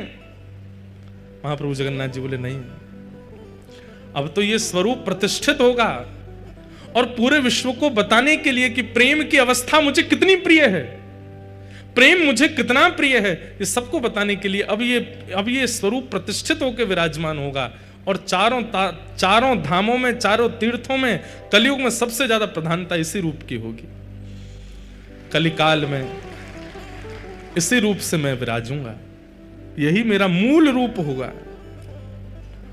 बोले कहां जाएंगे? बोले इंद्रद्युम्न राजा और गुंडीचा ने मेरी तपस्या की है, उन्होंने कहा है कि आप हमारे यहां आइए, उन्हीं के यहां मैं जाऊंगा। और ठाकुर जी जगन्नाथ रूप धारण करके यहां पधारे। जन्माद्यस्य तोन्वयादितरतः चार्थे स्वविज्ञस्वराट तेने ब्रह्म हृदय आदि कवये मुह्यन्ति यत्सूरयः तेजो वारि मृदाम यथा विनिमयो यत्र त्रिशर्गो मृषा धाम्ना स्वेन सदा निरस्तकुहकं सत्यं परं धीमहि धर्म प्रोजित कैतमोत्र परमो निर्मत्सराणां सताम् वैद्यं वास्तवमत्र वस्तु शिवदं तापत्रयोन्मूलनम् श्रीमद्भागवते महामुनिकृते किं वा परैरीश्वर सद्यो हृद्यवरुध्यते त्रिकृतभिः शुश्रूषुभिस्तत्क्षणात् निगम कल्पतरोर्गलितं फलं सुखमुखादमृतद्रवसंयुतं पिबत भागवतं रसमालयं मुहुर्हो रसिका भुवि भावुकाः। श्रीमद् भागवत जी के 3 मंगलाचरण के श्लोक हैं। सबसे पहले श्लोक में सत्य का ध्यान करते हुए प्रणाम करते हैं, सत्यम परम धीमहि। और सत्य को नहीं, परम सत्य को वंदन किया गया है। महाप्रभु जगन्नाथ जी परम सत्य हैं। कल मैंने बताया ना, सच्चिदानंद रूप, तीनों रूपों का दर्शन यदि आपको करना है तो महाप्रभु जगन्नाथ जी में करो। ये सत्य है, ये चैतन्य है और ये आनंद है। पर यहां जो परम सत्य कहा जा रहा है वो कौन है? वो तो महाप्रभु जगन्नाथ है, परम सत्य है। ऐसे परम सत्य श्री महाप्रभु जगन्नाथ जी को हम प्रणाम करते हैं, वंदन करते हैं। एकमात्र ऐसे ठाकुर हैं, भक्त वत्सल ठाकुर हैं, जो पूरे ब्रह्मांड में एकमात्र ऐसे ठाकुर जी हैं जो स्वयं निकल करके आते हैं और पूरे जनमानस को दर्शन देते हैं, सबको दर्शन देते हैं। कोविड आ गया, पूरी दुनिया की व्यवस्थाएं बदल गई, लेकिन महाप्रभु जगन्नाथ जी का तब भी दर्शन हुआ। बंधुओं, 5 प्रकार के अवतार होते हैं। पहले अवतार, वैसे तो 24 अवतार आदि सब हैं, पर भगवान 5 प्रकार से आते हैं। ठाकुर जी का पहला अवतार है परावतार। परावतार का मतलब होता है सर्वव्यापकता। परावतार, इस माइक में भी ठाकुर जी हैं, इस वायु में भी ठाकुर जी हैं, इस पंडाल में भी ठाकुर जी हैं, इन सामने आर्टिफिशियल इन पुष्पों में भी ठाकुर जी हैं, माइक में भी ठाकुर जी हैं, आप में भी ठाकुर जी हैं, हम में भी ठाकुर जी हैं। एक बात कहें, ये परा अवतार जो है इसको पूरी दुनिया मानती है, चाहे वो ईसाई हो, चाहे वो मुस्लिम हो, चाहे वो कोई भी हो, परा अवतार ठाकुर जी का सब मानते हैं। ईसाई भी मानते हैं, मुस्लिम भी मानते हैं, बौद्ध भी मानते हैं, सब मानते हैं क्या? भगवान सब जगह है। परा अवतार की व्याख्या और कहीं थी ही नहीं, केवल सनातन धर्म में थी कि परा अवतार भगवान सर्वव्यापक है। ईश्वरः सर्वभूतानां हृदय से अर्जुन तिष्ठति। ईश्वर सभी प्राणी मात्र में विराजमान है, सभी जड़ चेतन में विराजमान है। हमारी हिंदू वैदिक सनातन धर्म की तो कैसी, अभी हमने कथा प्रारंभ की तो हमने क्या कहा था कि ठाकुर जी केवल मंदिर में है, ऐसा मत मानिए। आप श्री जगन्नाथपुरी में विराज रहे हैं, यहां की पृथ्वी का दर्शन कर रहे हैं, समुद्र का दर्शन कर रहे हैं, आकाश का दर्शन कर रहे हैं, सूर्य का दर्शन कर रहे हैं जगन्नाथपुरी में खड़े होकर के, तो आपकी दृष्टि जो देख रही है सब जगन्नाथ है। ये ठाकुर जी का परावतार, सर्वव्यापकता। लेकिन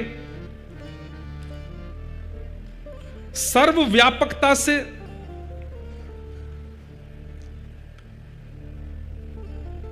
कई अविश्वासी जीवों को सुख नहीं मिलता। ठाकुर जी सर्वत्र हैं, हरि व्यापक सर्वत्र समाना, सर्वत्र व्यापकता है उनकी। लेकिन कई लोगों को विश्वास प्रतिष्ठित करने के लिए सर्वव्यापकता कहने मात्र से काम नहीं चलेगा। यह बात मानने की हो सकती है कि ठाकुर जी सर्वव्यापक हैं, लेकिन कई बार हम मानव हैं ना, हम लोगों के चित्त में दोष बहुत जल्दी आ जाते हैं। सर्वव्यापकता ठाकुर जी की है तो फिर किसी को पाप करना ही नहीं चाहिए था। बहुत ध्यान से सुनिएगा, ठाकुर जी सब जगह हैं तो फिर दुनिया में पाप होने ही नहीं चाहिए। सबको यह बात लगनी चाहिए, पता होनी चाहिए ठाकुर जी देख रहे हैं, ठाकुर जी यहां भी तो हैं, यहां भी तो बैठे, लेकिन फिर भी व्यक्ति पाप क्यों कर देता है? क्योंकि उसके अंदर यह बात पूर्ण रूपेण प्रतिष्ठित नहीं है कि ठाकुर जी सर्वव्यापक हैं। ठाकुर जी का प्रथम अवतार है परावतार।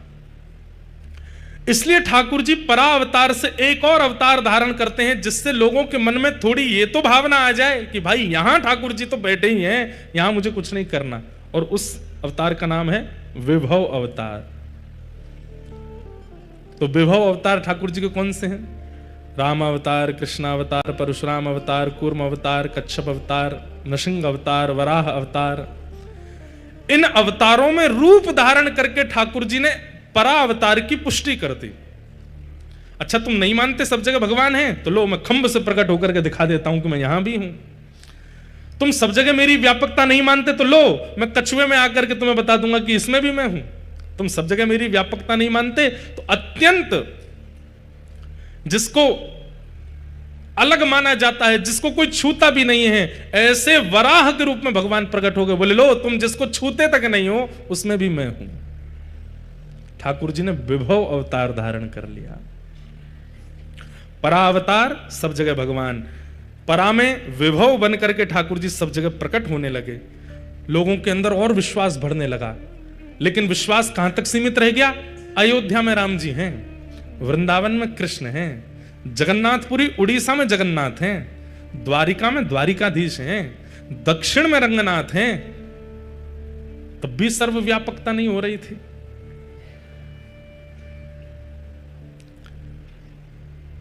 ठाकुर जी ने मन में विचार किया, अब क्या करें? अब इस सर्वव्यापकता को कैसे और ज्यादा रूप धारण कराएं? तब ठाकुर जी ने व्यूह अवतार धारण किया। व्यूह अवतार का अभिप्राय, ठाकुर जी एक से अनेक बन जाते हैं। तो जैसा मैंने आज कथा में बोला, व्यूह अवतार कौन सा? महाप्रभु जगन्नाथ जी भी जगन्नाथ हैं, वो तो जगन्नाथ हैं ही, उनका मंदिर भी जगन्नाथ है। इसलिए शिखर दर्शन की महत्ता। एकादशी के दिन पंढरपुर में, महाराष्ट्र में लाखों करोड़ों की तादाद में भीड़ जाती है दर्शन करने के लिए। सब लोगों को तो भीतर जाने का अवसर नहीं मिल पाता। लाइन भी अगर लगा देंगे कि लाइन से सब लोग जाओ, तो एकादशी निकल जाएगी, उसके बाद में कईयों को दर्शन होंगे। और वो आए तो थे कि एकादशी तिथि पे ही दर्शन करना है। तो फिर वहां के संतों ने, रसिकों ने पंढरपुर की प्रणालिका में यह व्यक्त कर दिया कि पंढरपुर में एकादशी के दिन ठाकुर जी मंदिर में हैं ही नहीं। तो बोले कहां है? शिखर पर बैठे हैं। शिखर पर बैठ करके ध्वजा रूप में सबको दर्शन देते हैं। इसलिए लाखों करोड़ों, वहां बोलते हैं वारी, वारी जाती है। और वो वारी चारों तरफ मंदिर के भ्रमण करते हुए केवल ध्वजा जी का दर्शन करती है, और ध्वजा दर्शन को ही श्री पंढरीनाथ दर्शन माना जाता है। केवल पंढरपुर में ऐसा नहीं है, पूरे विश्व में ऐसा ही है कि ध्वजा और शिखर साक्षात परमात्मा है। कोई व्यक्ति अत्यंत वीवीआईपी बनकर के आया और शिखर देखे ही नहीं, सीधे मंदिर में ही घुस गया और ठाकुर जी के दर्शन करके प्रस्थान कर गया, उसका दर्शन अधूरा माना जाएगा, क्योंकि उसने मूल तो दर्शन किया ही नहीं। ठाकुर जी का शिखर मूल है। एक प्रकार से कह दें तो क्या है, मेरे अंदर आत्मा है, मेरे अंदर मन है, मेरे अंदर बुद्धि है। अब आपकी इच्छा क्या है, मैं तो इसके मन से ही मिलूंगा, मैं तो इसकी बुद्धि से ही मिलूंगा, मैं तो इसकी आत्मा से ही मिलूंगा, बाहर वाले से मेरा कोई अभिप्राय नहीं। ऐसा नहीं होता, बल्कि सामान्य संसार में तो ऐसा है कि बाहर वाले शरीर से ही सारे संबंध होते हैं, अंदर वाले को तो हम पहचान ही नहीं पाते। उल्टा होना चाहिए, मंदिर में भीतर वाले का दर्शन बाद में, बाहर वाले का दर्शन पहले। और संसार में व्यक्ति के भीतर पहले झांको, बाहर वाले से ज्यादा आकर्षण मत रखो। हम शरीर पर, रूप पर, रंग पर ज्यादा आकृष्ट हो जाते हैं, उसके हृदय का दर्शन नहीं कर पाते। मंदिर में भीतर दर्शन मिल जाए तो अच्छा, नहीं तो बाहरी दर्शन कर लो, शिखर देख लो बस। और संसार में व्यक्ति के बाहर से ज्यादा प्रभावित मत हो, उसके भीतर झांको, भीतर देखो। तो व्यूह रूप क्या है?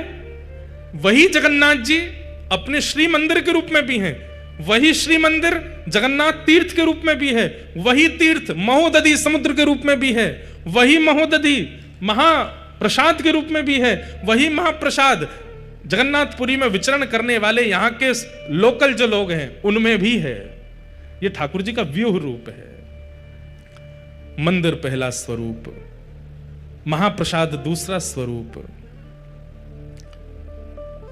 महोदधि समुद्र तीसरा स्वरूप, यहां निवास करने वाले जनमानस चौथा स्वरूप। यह चतुर्व्यूह हो गया। हमारे वृंदावन के भी चतुर्व्यूह हैं। सबसे पहला रज, पहला चतुर्व्यूह। दूसरा चतुर्व्यूह श्री यमुना जी। तीसरा चतुर्व्यूह वहां के वृक्ष वल्लरी, कुंज निकुंज। और चौथा ब्रजवासी। अगर कोई ब्रजवासी अंक में भर लेवे तो यूं ही मानना चाहिए कि राधा रमण जी ने अंक में भरो है। कोई ब्रजवासी दिख जाए तो यूं ही सोचना चाहिए श्री राधा वल्लभ जी दिख गए हैं। ब्रजवासी को यह नहीं मानना चाहिए, उसको खुद नहीं सोचना चाहिए भाई मैं ही राधा रमण हूं, मेरा दर्शन कर ले। उसके मन में यह भावना नहीं होनी चाहिए। पर दर्शनार्थी अगर ब्रजवासी से मिले तो इस भावना से मिल ले कि ये बिहारी जी हैं, तो उसको दोष नहीं लगेगा, क्योंकि वो ठाकुर जी का व्यूह रूप है। तो पहला परावतार, दूसरा विभव अवतार और तीसरा व्यूह अवतार। लेकिन व्यूह अवतार में भी ठाकुर जी को लगने लगा कि भाई हमारी सर्वव्यापकता और हमारे प्रति जो प्रेम होना चाहिए वो अभी भी प्रतिष्ठित नहीं हो पा रहा है। तब ठाकुर जी ने पांचवा अवतार धारण किया, जिसका नाम है अर्चावतार। क्या नाम है? अर्चावतार। मेरे अर्चावतार कौन है? प्यारे गिरधर लाल जी। आपके अर्चावतार कौन है? आपके गोपाल जी। आपके अर्चावतार कौन है? आपके मंदिर में विराजमान ठाकुर जी। ये अर्चावतार है। ये ठाकुर जी का पांचवा अवतार है, अर्चावतार। परावतार, विभव अवतार, व्यूह अवतार, अर्चावतार। और इस अर्चावतार में एक अवतार रह गया, अंतर्यामी अवतार। चौथा अवतार अंतर्यामी अवतार। अंतर्यामी अवतार मतलब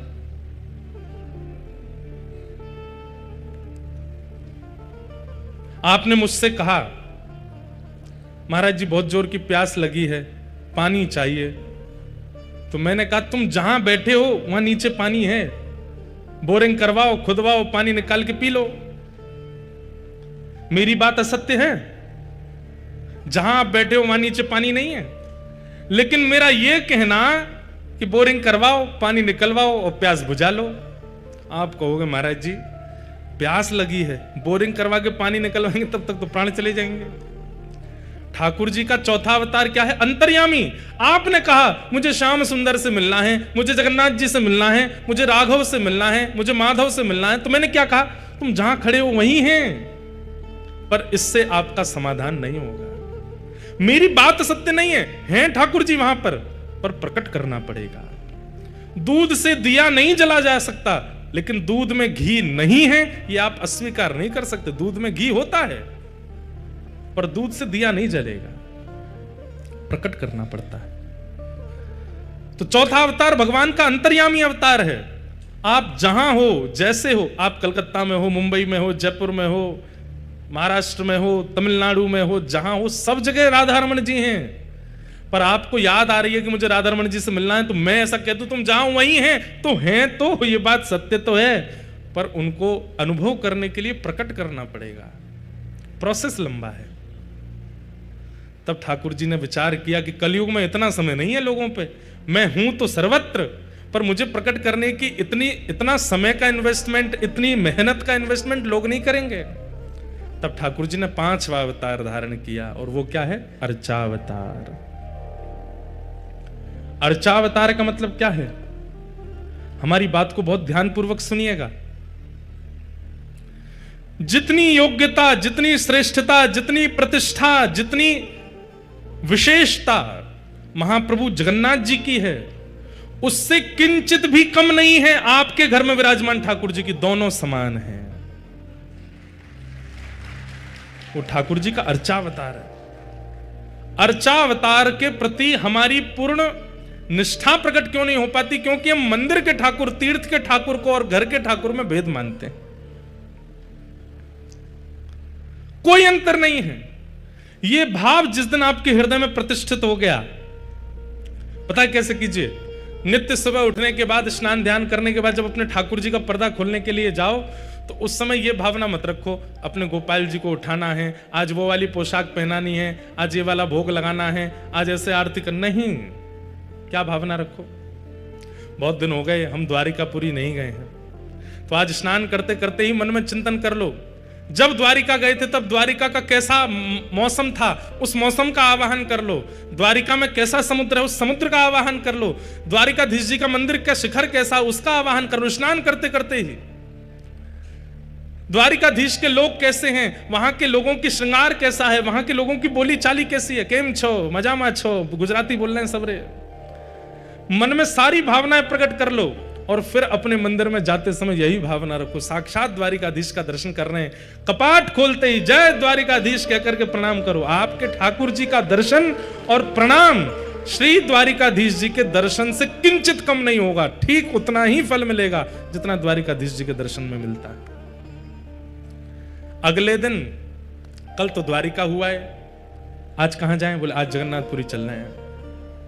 और सवेरे स्नान करते करते ही आवाहन कर लीजिए, महोदधि समुद्र नारायण भगवान हैं, नील चक्र पर सुंदर पीत ध्वजा जी रोहण हो रही हैं, सुंदर ठाकुर जी का मधुर मंदिर है, सिंह द्वार है, सिंह द्वार पर पतित पावन भगवान विराजमान हैं, सुंदर सीढ़ियां चढ़ के हम ऊपर जा रहे हैं। आहा, दालमा, आनंद बाजार में से सुंदर महाप्रसाद की दालमा की सुगंधी आ रही है।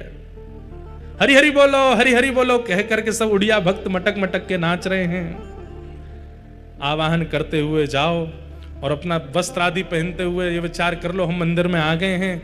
और जैसे ही गरुण स्तंभ के पीछे गए हैं, नेत्र उठा करके देखा है, तुरंत अपने मंदिर के ठाकुर जी का कपाट खोलो, महाप्रभु जगन्नाथ की जय हो, श्री जगन्नाथ महाप्रभु की जय हो। अपने घर के ठाकुर जी को ही इस भाव से प्रणाम करने मात्र से जगन्नाथ यात्रा का फल मिल जाएगा। कितना इससे बढ़िया उपाय क्या होगा? हजारों की टिकट बच गई आपकी, हजारों के होटल का खर्चा बच गया, सारी शारीरिक मेहनत बच गई, और घर में ही सौर्य तीर्थ प्रकट हो गए। क्यों? क्योंकि वो आपके अष्ट धातु के भगवान नहीं है, आपके घर में पीतल के, चांदी के, सोने के भगवान नहीं है, वो ठाकुर जी का अर्चावतार है। आप जिस प्रभु का आवाहन करोगे, जिस तीर्थ का आवाहन करोगे, जिस महाप्रसाद का आवाहन करोगे, वो सब आपके घर में उनके सन्मुख पधराते ही प्रकट हो जाएगा। उनको सामान्य मत समझा कीजिए, वो साक्षात भगवान का 5वां अवतार है, अर्चावतार। और श्रीमद् भागवत में ही कही गई एक वाणी की सिद्धता करते हैं, अहम भक्त पराधीन, मैं अपने भक्त के पराधीन हूं। जब भगवान ने यह बात कही कि मैं अपने भक्त के पराधीन हूं, तो किसी ने भगवान से कहा, पराधीनता का मतलब पता है आपको? भगवान बोले, हमसे पूछ रहे हो? पराधीनता का मतलब होता है कि हिल करके स्वयं पानी भी ना पीना, इसको पराधीनता कहते हैं। प्यासे रह जाएंगे लेकिन स्वयं पानी नहीं पिएंगे, इसको पराधीनता कहते हैं। तो किसी ने कहा तो आप ये कर पाओगे? बोले करूंगा, अर्चावतार के रूप में यही करूंगा। भूख लगेगी लेकिन तब तक नहीं पाऊंगा जब तक पवाएगा नहीं, प्यास लगेगी तब तक नहीं पीऊंगा जब तक पिलाएगा नहीं, श्रृंगार की इच्छा होगी लेकिन तब तक नहीं सजूंगा जब तक सजाएगा नहीं, नींद आ रही होगी लेकिन तब तक नहीं सोऊंगा जब तक सुलाएगा नहीं, अर्चक के पूर्ण अधीन हो जाऊंगा, इसलिए मेरा 5वां अवतार होगा अर्चावतार। और एक बात, जैसे काशी में गंगा जी हैं, हरिद्वार में गंगा जी हैं, ऋषिकेश में गंगा जी हैं, पर गंगा जी का मूल स्रोत गंगोत्री है। वृंदावन में यमुना जी हैं, दिल्ली में यमुना जी हैं, अन्य अन्य क्षेत्रों में यमुना जी हैं, पर मूल स्रोत यमुनोत्री है। ऐसे ही आपके घर लड्डू गोपाल हैं, आपके घर त्रिभंग ललित ठाकुर जी हैं, मेरे पास श्रीनाथ जी हैं, पर इन समस्त ठाकुरों के मूल स्रोत अर्चावतार, सबसे विशेष अर्चावतार कौन से हैं? बोले महाप्रभु जगन्नाथ जी, ये अर्चावतार है। ये सारे हमारे घर के ठाकुरों के एक बात कह दें तो मूल स्रोत हैं जगन्नाथ जी। वैसे इनका नाम क्या है? जगन्नाथ, पूरे विश्व के नाथ। लेकिन रथ पे बैठना हो तो खुद चल के नहीं आते। यहां से पंडाओं के कंधा पे हाथ धरेंगे, इधर से पंडाओं के कंधा पे हाथ धरेंगे, खूब सारे पंडा पुजारी महाराज घेर लेंगे। और फिर इतना ही नहीं है, ठाकुर जी को बढ़िया पाश में बांधते हैं, सुंदर मोटी पाश में बांधते हैं और ठाकुर जी को खींचते हैं आगे। ठाकुर जी पीछे लुढ़कते हैं, फिर आगे आते हैं, फिर पीछे लुढ़कते हैं, फिर आगे आते हैं। हमने तो प्रत्यक्ष देखा जब अभी बाहुड़ा यात्रा में आए, बलभद्र जी निकले मंदिर से, इतने सीधे बेचारे बलभद्र जी सीधे रथ में गए, कहीं भी लुढ़के नहीं, किसी को परेशान नहीं किया, प्रेम से उछल उछल के सीधे रथ में पहुंच गए। सुभद्रा जी तो और भी प्यारी हैं, ऐसी गोद में जाती हैं वो तो। सुभद्रा जी तो नीचे ऐसे ऊपर उठा के ले जाते सुभद्रा जी को। सुदर्शन जी महाराज भी बड़े प्रेम से गए। लेकिन जब इनकी बारी आई, उस समय दर्शन कर रहा था, 500 से अधिक वैष्णव ठाकुर जी को खींचते हैं, 1000 होते होंगे। अरे कितने भी भारी क्यों ना हो, खूब प्रेम से उठ जाते हैं। जो अर्चक सब है वो सब बताते हैं, बोले कभी तो इतने हल्के हो जाते हैं कि ऐसा लगता है कि कोई फुआ रुई का उठा लिया हो। और कभी कभी महाराज जी प्रत्यक्ष देखा, कभी इधर वाले इन पर गिर ही जाते हैं, बिल्कुल दया नहीं करते, नीचे आगो तो खेल रहे हैं, ऐसे गिर जाएंगे, फिर यूं हो जाएंगे, फिर पीछे की तरफ जाएंगे, फिर आगे की तरफ आएंगे, कभी यूं हो जाएंगे। खूब आनंद करते हुए जाते हैं ठाकुर जी। क्यों? अहम भक्त पराधीन, पराधीन है। एक ने भी अगर ठाकुर जी को उठाने में नेक ढिलाई करी तो वही के ऊपर गिरते हैं। बोले अच्छा ढीला छोड़ रहा, उठा मोकू। क्यों? ये अर्चावतार है, अर्चक है। हम हमारे अधीन रहते हैं ठाकुर जी। तुम सजाओगे तो सजूंगो, तुम खवाओगे तो खाऊंगो, तुम उठाओगे तो उठूंगो, तुम सुलाओगे तो सोऊंगो। बंधुओं, अपने आप को प्रेमी कहना बंद कर दीजिए। आप क्या प्रेम करते हैं ठाकुर जी से? ठाकुर जी प्रेम करते हैं आपसे। ऐसी पराधीनता हम लोगों में नहीं है ठाकुर जी के प्रति। किसी ने पराधीनता का मन बना लिया कि ठाकुर जी पवाएंगे तो मैं पाऊंगा। हमारे पूज्य श्री मलुकपीठ वाले महाराज जी कथा सुना रहे थे। आचार्य चरण जब अपने बाल अवस्था में थे, श्री रामानंदाचार्य जी महाराज, तो उन्होंने मन में भाव रखा कि भाई ये प्रवचनों में कहते रहते हैं कि ठाकुर जी किसी को भूखा नहीं रहने देते, किसी को प्यासा नहीं रहने देते, ठाकुर जी सबको खिलाते हैं, सबको पिलाते हैं। तो आचार्य चरण वहां बैठ करके सुन रहे थे श्री रामानंदाचार्य जी महाराज, और आपने मन बनाया, बोले कि ऐसे थोड़ी होता है, कर्म करना पड़ेगा, परिश्रम करना पड़ेगा, धन कमाना पड़ेगा, अन्न खरीदना पड़ेगा, तभी पेट भरेगा। ठाकुर जी ऐसे थोड़ी किसी को पवा देते हैं। तो जो प्रवचन कर रहे थे उन्होंने कहा कि नहीं भैया, इस बात में पूर्ण सत्यता है। अगर कोई व्यक्ति ठाकुर जी के अधीन होकर के बैठ जाए कि ठाकुर जी खवाएंगे तो खाऊंगा, ठाकुर जी उसको खिलाएंगे, कुछ ना करे, बस ये सोच ले ठाकुर जी मुझे पवाएंगे। ये कथा सुन तो लीजिए, एक बार करके भी देख लेना। आज कुछ खाना ही नहीं। सोच लो, ठाकुर जी पवाएंगे तो पाऊंगा। मैं ना एक से भी कहूंगा कि मुझे अन्न दो, मेरे को महाप्रसाद दो, मेरी पत्तल लगाओ, कुछ नहीं, किसी से नहीं कहूंगा। कोई पूछेगा भी तो भी नहीं हां करूंगा। कोई सामने ला करके धर देगा, अपने हाथ से पवा देगा, तो ही मानूंगा कि ठाकुर जी पवा रहे। ऐसी भावना करके एक दिन रह के देखो, ठाकुर जी पवाएंगे, निश्चित पवा देंगे। ऐसी कोई योजना बनेगी, कोई अपने आप ही हाथ दे करके आपके मुख में खवा जाएगा। कल हमारे साथ एक लीला हुई। कल रात्रि में महादीप का दर्शन करने के लिए गए, उसके बाद में महाप्रसाद पा लिया। महाप्रसाद पाने के बाद हम दर्शन करने के लिए गए, तो अब जगन्नाथ जी के सामने वैसे सबसे बढ़िया दर्शन बताएं आपको, जो शास्त्रीय बात है कि महाप्रभु जगन्नाथ जी का दर्शन गरुड़ स्तंभ के पीछे से ही करना चाहिए, पर हमारे साथ दिक्कत ये हो जाती है कि हम जैसे दर्शन करने जाते हैं, लोग हमको अपराधी बना देते हैं, हमारे पांव छू छू के। मंदिर में कोई पांव छू रहा हो, कोई कुछ कर रहा हो, तो इस कारण से बहुत अपराध बोध लगता है कि महाप्रभु जी के सामने लोग हमको प्रणाम करते हैं, तो लगता क्या करें। अब कल काजल वाजल लगा के जाऊंगा मैं बढ़िया कालिया बन के, तो कोई पहचाने ही नहीं, मास्क में भी पहचान जाते हैं, तो दर्शन हो। तो फिर ऐसे में फिर क्या करना पड़ता है, पुजारी जी लोग थोड़े हमको आगे से ले जाते हैं, यहां से आप प्रणाम कर लो। मन तो यही रहता है कि पीछे क्योंकि महाप्रभु चैतन्य महाप्रभु ने, श्रीमद रामानुजाचार्य जी महाराज ने, श्रीमद वल्लभाचार्य जी महाराज ने, सब आचार्य चरणों की प्रधानता है कि सबने गरुड़ स्तंभ के पीछे से ही दर्शन किया, और शास्त्रीय प्रमाण है कि वहां से दर्शन करना ही दर्शन गिना जाता है। आप गरुड़ स्तंभ के पीछे से देख लो, उसके बाद आगे आ जाओ, चलेगा। लेकिन गरुड़ स्तंभ के पीछे नहीं गए हैं और सीधे आगे चले गए हैं, तो आपका दर्शन अधूरा माना जाएगा। तो कल हम चले गए दर्शन करने, तो गरुड़ स्तंभ पे जा ही नहीं पाए, पहले ही हाथ पकड़ के ले गए, बोले चलो भीतर आगे। अब आगे ले जाकर के महाप्रभु जी के सामने बैठ गए, बलभद्र जी के दर्शन, सुभद्रा जी के दर्शन, लेकिन मन में एक क्षोभ चल रहा था कि गरुड़ स्तंभ के पीछे से दर्शन नहीं हुआ। वहां से देख के फिर भले ही आगे आ जाता, लेकिन एक बार उसके पीछे से देखना था। उसके पीछे कारण है कि गरुड़ जी कौन है, गरुड़ आचार्य हैं, जीवाचार्य हैं। और आचार्य सन्निधि में जब आप दर्शन करते हैं तो ठाकुर जी किसको देखते हैं? ठाकुर जी आपको नहीं देख रहे, ठाकुर जी किसी को नहीं देख रहे, ठाकुर जी तो आचार्य को देख रहे हैं। और आचार्य के हाथों के नीचे जो खड़ा हो जाएगा तो आचार्य चरण ठाकुर जी को इशारा कर देंगे, ये खड़ा है मेरी सन्निधि में, इसको भी देख लो। तो ठाकुर जी उसको भी देखते हैं। इसलिए आचार्यों के सहित दर्शन, गरुड़ जी के सहित दर्शन होना चाहिए। आप गरुड़ जी के बिना आश्रय के दर्शन को जाएंगे तो ठाकुर जी तो नेत्र बड़े बड़े हैं।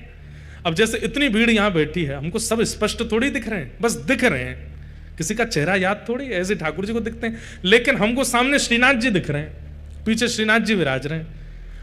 अब सोच लीजिए कि मान लीजिए ठाकुर जी जीवाचार्य बने बैठे, अब श्रीनाथ जी के बिल्कुल बगल में आके कोई खड़ा हो जाएगा तो वो जरूर दिख जाएगा। ठीक वैसे ही गरुड़ जी आचार्य हैं, उन आचार्य की सन्निधि में आकर के कोई खड़ा हो जाएगा, उसको महाप्रभु जी जरूर देखते हैं। तो कल मेरे मन में आया कि हे महाप्रभु जी, हमने तो गरुड़ स्तंभ के पीछे से दर्शन ही नहीं किया, सीधे आगे आकर के दर्शन हो गए आपके। अब दर्शन भी करता जा रहा था, मन में थोड़ी वो भी हो रही थी, अब क्या दर्शन तो अधूरा माना जाएगा। बस इतने में ही मैंने सोचा कि ठाकुर जी कोई ऐसी लीला करो कि ये स्पष्ट हो जाए कि हमारा दर्शन पूर्ण हो गया है, अधूरा नहीं है। इतने में ही एक पुजारी जी आए और आकर के सीधा भात उनके हाथ में होगा, और मेरे को दिखे भी नहीं है, ऊपर से ही हाथ आया सीधे यूं, और सीधे मेरे मुंह में ही महाप्रसाद, ऐसे अपने हाथों से ही मुंह खोल करके महाप्रसाद डाल दिया भीतर। 2-4 कण तो नाक में चले गए मेरे, उनको मुंह तो दिखा ली, ऊपर से आके सीधे ऐसे मुंह में। अब उनको मुंह तो पता नहीं था, ऐसे डालने लगे, वो तो मैंने मुंह खोल लिया, नहीं तो पूरा महाप्रसाद नाक में ही चला जाता। लेकिन वो महाप्रसाद आते ही सिद्धि हो गई इस बात की। जगन्नाथ जी को देख रहे थे, महाप्रसाद पा रहे थे, ये पहली बार हुआ कि देखते हुए महाप्रसाद पाया। और वो भी अर्चक के द्वारा, ठाकुर जी की सेवा करके निकले होंगे, उन्होंने सीधे आके मुंह में पधरा दिया, तो ये प्रमाणित हो गया। महाप्रभु जी बोले कि लाला तू चिंता मत कर, तू तो ब्रजवासी है, तू जहां ते दर्शन कर लेगो पूरा ही मान हो जाएगा, ले महाप्रसाद पा ले। तो जीव सन्निधि आचार्य सन्निधि में करना चाहिए। तो ये बात मैं इसलिए बता रहा था, ठाकुर जी सबको पवाते हैं। और कल एक बात और थी एकादशी पर नियम है कि आकंठ पाना चाहिए, अपनी क्षमता से ज्यादा पाना चाहिए। लेकिन कल हम जब रात्रि में वहां पा रहे थे तो हमने, हमारे बगल में शीतल भैया बैठे थे, कहाँ है, यहीं तो बैठे थे, ये बैठे, तो ये हमारे बगल में बैठे बैठे बोले महाराज जी आप जितना पालो उसके बाद जो बच जाए हमको दे देना। भूख तो मुझे इतनी लगी थी कि मैं पूरा पा जाता, पर इन्होंने ये कह दिया कि जितना बच जाए दे देना, तो इनके लिए जानबूझ के अधूरा छोड़ा हमने, मतलब पेट भरा नहीं था। तो आकंठ वाला नियम पूरा नहीं हुआ। तो मंदिर में जाके जब ठाकुर जी के सामने बैठे, भीतर से आके पुजारी जी ने जब पवाया तो आकंठ हो गया, वो नियम भी पूरा हो गया कि एकादशी पर दुगना पाना चाहिए। ठाकुर जी पवाते हैं। तो श्रीमन रामानंदाचार्य जी ने अपनी बाल अवस्था में विचार किया कि बिना कर्म किए ठाकुर जी थोड़ी किसी को पवा देंगे। लेकिन प्रवचनकर्ता आचार्य ने कहा कि नहीं, ठाकुर जी पवाते हैं, पवाते हैं, पवाते हैं। नहीं विश्वास होता तो नियम धारण करके देख लो। तो आचार्य चरण बोले ठीक है, मैं कुछ नहीं करूंगा, एकांत में बीहड़ जंगल में जाके बैठ जाऊंगा और देखता हूं ठाकुर जी पवाते हैं कि नहीं। और आपने एक विशेष बीहड़ जंगल ढूंढा जहां कोई नहीं आए। एक नदी के तट पर विशाल वृक्ष था, रास्ता भी नहीं था वहां पर, और वहां जाकर के पेड़ के ऊपर जाकर के बैठ गए। और प्रवचनकर्ता आचार्य ने कहा था राम राम जपो, राम जी पवाएंगे। राम राम जपने लगे, राम राम राम राम राम राम राम राम, देखूं ठाकुर जी पवाएंगे कि नहीं। 4, 5, 6 घंटे व्यतीत हो गए। इतने में ही कुछ तीर्थयात्री पता नहीं कैसे वहां आ गए, और वो तीर्थयात्री अपने साथ भोजन सामग्री लेकर के चल रहे थे। और उसी वृक्ष के नीचे बैठ करके उन्होंने अपनी सारी भोजन सामग्री सामने रखी। तो ऊपर बैठे रामानंदाचार्य जी बोले भोजन सामग्री तो आ गई, पर मैंने तो प्रण लिया है, अपने हाथ से उठा के भी नहीं पाऊंगा, ठाकुर जी पवाएंगे तो ही पाऊंगा। ऐसा भी तो हो सकता है कि इन तीर्थयात्रियों को उन्हीं आचार्य चरणों ने भेज दिया होगा, मेरे को ढूंढवा के वहां बैठा है, वो कह के गया है कि राम जी प्रसाद पवाएंगे। हो सकता है कि उन्हीं आचार्यों ने भेज दिया, लेकिन मैं भी ढीठ हूं, अपने हाथ से पाऊंगा नहीं। जो ठाकुर जी अपने आप मुंह खोल करके पवाएंगे तो ही मानूंगा कि राम राम नाम का प्रभाव है ये। बैठ गए ऊपर। अब यहां तीर्थयात्री नीचे बैठ करके प्रसाद बस उन्होंने खोला ही था, आचमन करके पाने लगे। इतने में ही उस क्षेत्र का डाकू आ गया और खूब सारे अपने साथ में डकैतों को, छोटे मोटे चोरों को लेकर के आया, और सब ने आकर के धनुष बाण तलवार आदि निकाल ली और उन तीर्थयात्रियों से बोला हाथ ऊपर करो और जो भी कुछ है सब हमको समर्पित कर दो। अब जितने झोला थे, जितने सब कुछ थे, सब कुछ उन लोगों को अर्पित कर दिया। बोले भोजन प्रसाद भी सब हमको दे दो। बोले सब आपका है महाराज, ले लो, और तुम लोग यहां से भागो। तीर्थयात्रियों को भगा दिया। रामानंदाचार्य जी ऊपर राम राम राम जप रहे हैं, सब देख रहे हैं।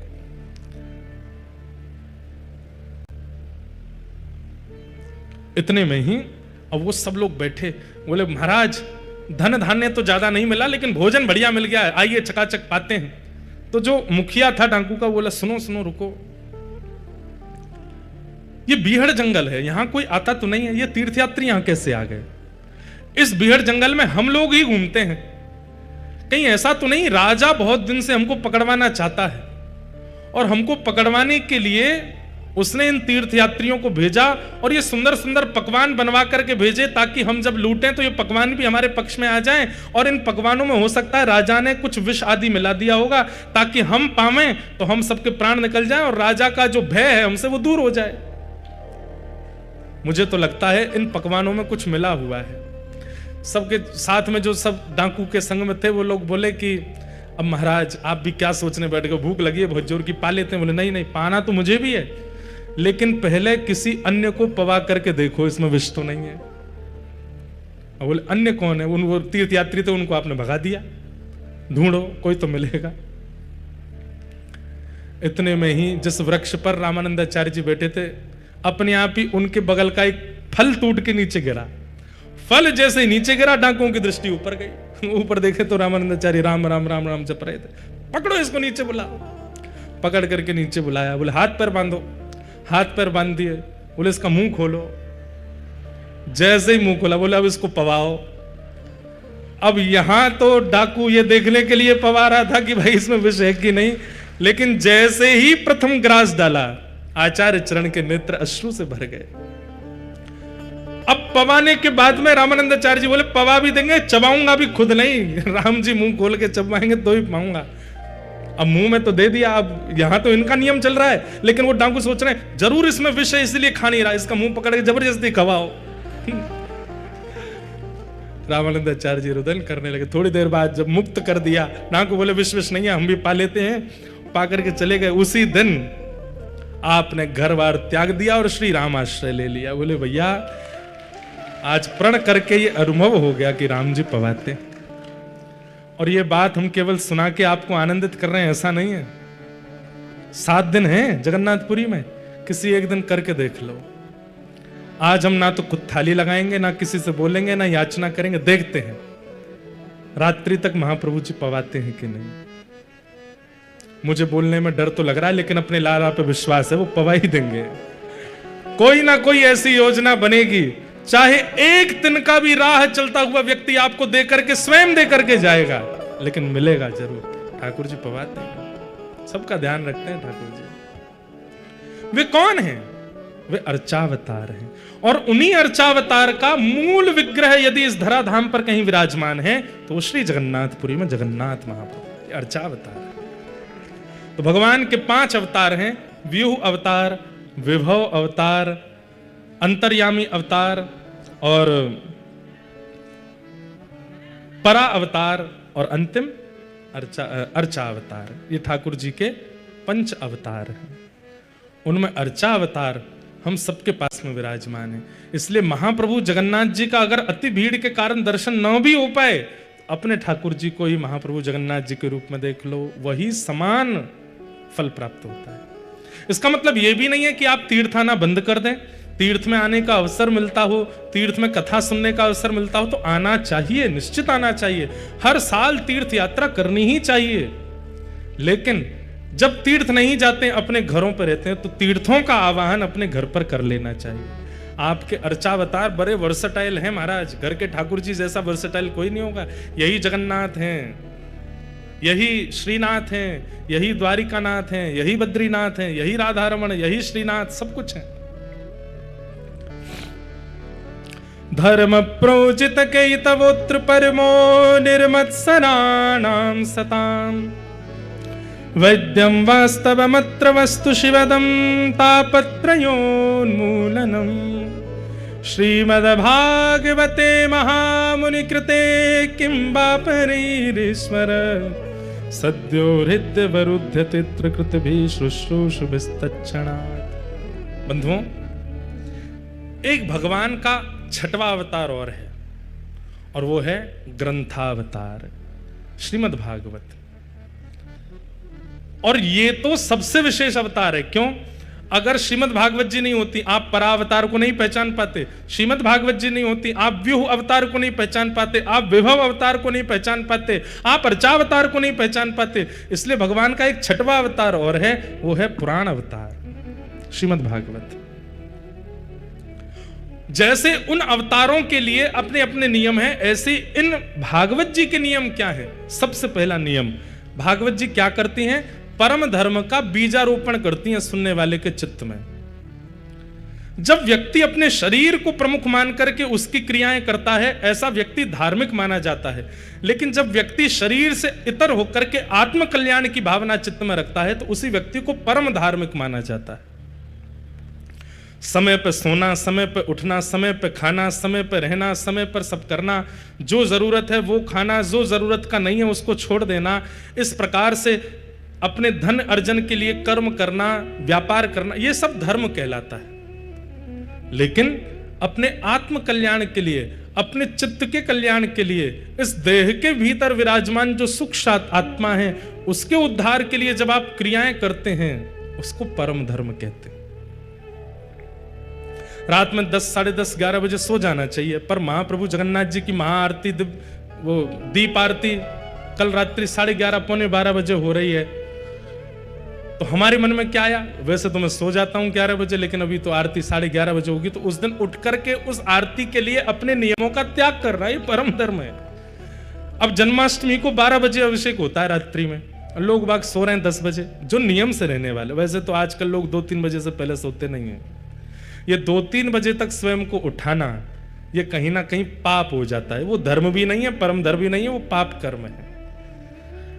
ठाकुर जी के लिए 2 बजे तक उठ रहे हो तो वो पाप नहीं है। किस लिए उठ रहे हैं 2 बजे तक? बोले भजन करते हैं रात में बैठ करके, नियम करते हैं रात में बैठ करके। हमारे वृंदावन में कई ऐसे महापुरुष हैं, रात्रि 2 बजे उठ जाते हैं, 2 बजे उठ करके भजन करते हैं। तो उनका 2 बजे उठना वो धर्म विरुद्ध, शास्त्र विरुद्ध नहीं है। क्यों? किस लिए उठे हैं? परम उद्धार के लिए, अपने कल्याण के लिए 2 बजे उठे, इसलिए उनका उठना उचित है। श्रीमद् भागवत जी क्या करती हैं? परम धर्म का निरूपण कराती हैं और परम धर्म करने की क्षमता प्रदान करती हैं। जहां व्यक्ति देह से उतर करके, देह से उठ करके अपने आत्म कल्याण, भीतर वाले उस चित्त के कल्याण की भावनाएं रखने लग जाता है, ऐसा व्यक्ति परम धार्मिक माना जाता है। शरीर तीर्थ में घूम आया, शरीर पर तिलक लगा लिया, शरीर को सब प्रकार की परिक्रमा आदि करा दी, शरीर को समुद्र में स्नान करा दिया, पर मन परिवर्तित नहीं हो पाया, वो व्यक्ति धार्मिक तो है पर परम धार्मिक नहीं है। परम धार्मिक व्यक्ति तो वो है जो बाहर से ग्रहण करने वाली वस्तु को हृदय तक ले जाए, वो परिवर्तन चित्त में आवे। जगन्नाथपुरी जब तक हैं तब तक तो भोजन आदि की शुद्धता का ध्यान रखा, और जैसे जगन्नाथपुरी से लौट करके अभी नवरात्रि आने वाली है, नवरात्रि में हमारे उत्तर भारत के कई प्रांतों में प्याज लहसुन भी नहीं खाएंगे लोग। और 10वीं के दिन, पिछली साल मैंने न्यूज देखी थी कि नवरात्रि के समय पर भारत में जो मांस का भोजन करने वाले लोग हैं उनका रेशियो कितना घट गया। 9 दिनों में मांस भोजन नहीं किया गया, लेकिन नवरात्रि पूरी होती, दशहरा जिस दिन आया, बोले उस दिन क्या हुआ? बोले जीव जंतु कम पड़ गए, जितने बचे थे सबको खा गए, कोई नहीं बचा। ऐसे धर्म का क्या फायदा? हमने दिनों में बांट दिया है, हमने समय में बांट दिया है कि बस इस समय पर शुद्धता रख लो, बस इस समय पर पवित्रता रख लो, हो गया काम। ये तो वही बात हो गई कि आपने सुबह स्नान ध्यान किया, तिलक स्वरूप लगाया, सुंदर नए कपड़े पहने, और कपड़े पहन करके फिर कीचड़ में जाके कूद गए। किसी ने पूछा, अरे भाई कीचड़, अरे सुबह तो नहाया था मैं, कीचड़ में कूद गया तो क्या हो गया? नवरात्रि व्रत तो किए थे मैंने, एकादशी जन्माष्टमी व्रत तो किया था मैंने, आज अगर थोड़ी सी पी ली, थोड़ा सा खा लिया तो उसमें क्या हो गया? ऐसा थोड़ी होता है। हर दिन नवरात्रि है, हर दिन पवित्रता है। ये भावना चित्त में प्रकट होना, इसी को परम धर्म कहते हैं। और ये भावना कैसे प्रकट होगी? भागवत जी की सन्निधि से होगी। धर्म प्रवजित कही तवोत्र परमो, जो परम धर्म की बीज को बोता है चित्त में, वो भागवत। इस परम धर्म का अधिकारी कौन है? तो कहते हैं निर्मत सराणाम सताम, जिसके चित्त में ईर्ष्या नहीं है वो इस परम धर्म का अधिकारी है। वैद्यम वास्तवमत्र वस्तु शिवदम, भागवत जी क्या करती हैं? ठाकुर जी से संबंध कराती हैं। कैसा संबंध? बोले शिवदम, कल्याणकारी। तापत्रयोन्मूलनम, 3 प्रकार के तापों का उन्मूलन करती हैं। श्रीमद् भागवते महामुनि कृते किंबा परैरीश्वर सद्यो हृदय वरुध्यते त्रिकृतभिः शुश्रूषु विस्तक्षणात्। एक बात ध्यान से सुनिएगा, कथा सुनने से ठाकुर जी चित्त में विराजमान होते हैं, ये बात सिद्ध है। पर 7 दिन बाद जब कथा विश्राम होती है तो ठाकुर जी भी प्रस्थान कर जाते हैं। हमारी कथा सुनना सफल कब मानी जाए? कि 7 दिन में ठाकुर जी चित्त में विराजमान हुए, और 7 दिन बाद जब 8वां दिन प्रारंभ हुआ तब भी ठाकुर जी चित्त में व्यवस्थित रहे, और उसके बाद सालों निकल गए लेकिन ठाकुर जी चित्त त्याग करके नहीं गए, तो आपका कथा सुनना सफल माना जाएगा। लेकिन कथा विश्राम होते ही ठाकुर जी भी विश्राम को चले गए, तो आप तो कितनी कथा सुन लो, कुछ नहीं होने वाला। एक कथा सुनते ही मन बुद्धि चित्त में ठाकुर जी जो आके बैठे हैं, इस वक्त ठाकुर जी आपके चित्त में है, ये बात फैक्ट है। आप सबके चित्त में जगन्नाथ जी विराजमान है, लेकिन कथा विश्राम होती जगन्नाथ जी चले जाते हैं, क्योंकि हमारा चित्त उनको अनुकूल व्यवस्था नहीं देता। श्रोता को चाहिए कि कथा सुनने के बाद अपने चित्त का निर्माण ऐसा कर ले कि जो ठाकुर जी चित्त में आए वो कभी जाए ना, सदा वहीं बस जाए।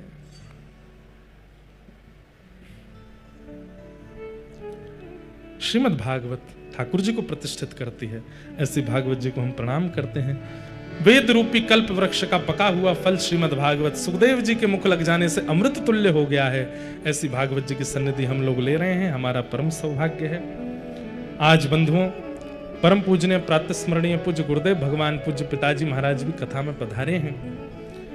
पूज्य पिताजी महाराज का वचनामृत हम लोग श्रवण करेंगे आज कथा के विश्राम में, और उसके बाद कथा का आज विश्राम होगा।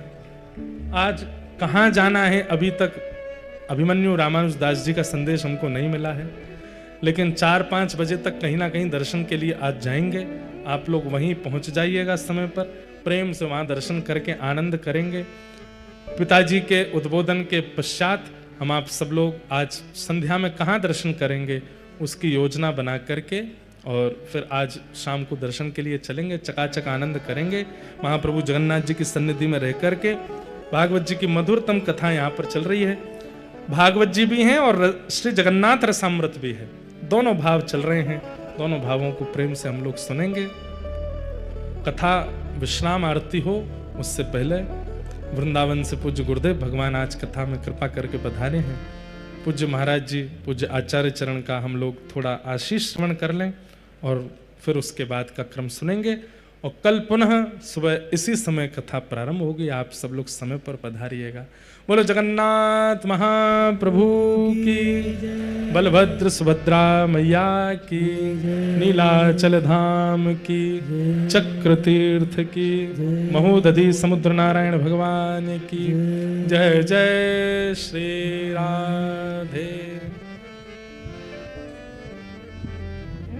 कोटि कोटि नमन।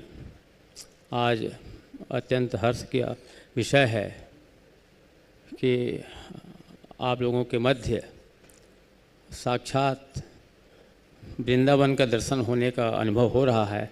स्वयं भगवान व्यास रूप में विराजमान है, हमारे परम पूज्य प्रातः स्मरणीय श्री ठाकुर जी महाराज विराजमान हो गए हैं।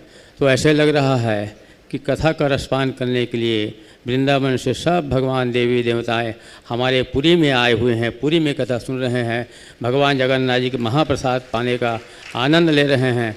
ऐसा अनुभव हो करके दास को अप्रतिम प्रसन्नता हो रही है, अतिम आनंद आ रहा है। आप सब सहित वृंदावन के जितने देवी देवताओं के रूप में आप लोग सब यहाँ पर विराजमान हैं, आपको बारंबार यथा योग प्रणाम नमस्कार नमन है। प्रातः स्मरणीय श्री हमारे गुरुदेव स्वरूप श्री ठाकुर जी महाराज आज यहाँ आकर के दर्शन दे दिए। हमको ऐसा लगता है कि स्वयं बांके बिहारी लाल जी हमारे बीच में आकर के हम लोगों को दर्शन दे दिए, और बाकी हमारे परम सम्माननीय श्री व्यास जी महाराज आप लोगों को भांति भांति की कथा का आनंद रसपान करा ही रहे हैं। दास का परम सौभाग्य है कि आज आप सब लोगों का दर्शन करने का सौभाग्य मिला। वृंदावन के देवी देवताओं के रूप में आप लोगों को दर्शन हुआ। जय जगन्नाथ। हमारे परम पूज्य गुरुदेव भागवत भास्कर श्री कृष्ण शास्त्री ठाकुर जी महाराज कृपा करके आशीष प्रदान करने के लिए पधारे हैं। मैं उनके श्री चरणों में प्रार्थना करूंगा, आप भी अपनी मंगलवाणी से हम सबको अनुग्रहित करें। पूज्य गुरुदेव भगवान।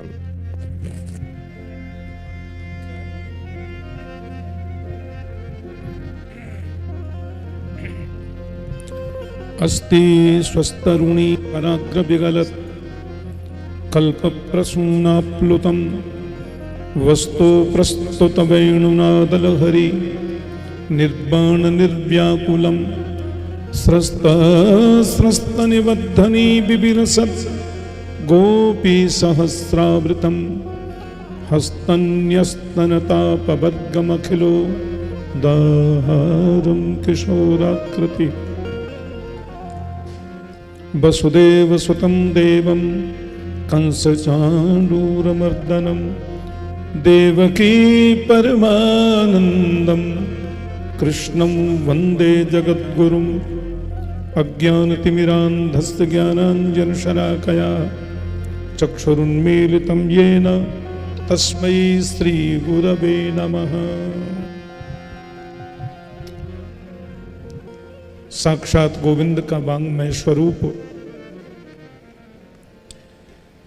मंच पर विराजित श्रीमद् भागवत महापुराण मंचासीन समस्त संत महापुरुषों के कृपा भाजन चिरंजीव इंद्रेश उपाध्याय, मेरे पार्श्व में विराजमान सभी संत महापुरुष, उत्तर पारस के श्री महंत नारायण रामानुजदास जी महाराज, उनके बगल में विराजमान स्वामी शुभानंद जी महाराज, राधव वल्लभ मंदिर के श्री महंत जी रामकृष्णदास जी महाराज, जीयर स्वामी मठ से पधारे हमारी गुरु परंपरा के युवाचार्य श्री सुदर्शन रामानुजदास जी, कथा के आयोजक श्रीमान ओम प्रकाश शर्मा जी, सपरिवार जो यहाँ पधारे हैं, जगन्नाथ भगवान की चरण सन्निधि में ऐसा अद्भुत, ऐसा सुंदर भागवत जी का आयोजन हमारे शर्मा जी उनके परिवार की ओर से हो रहा है। आनंद की पवित्रतम अनुभूति हो रही है।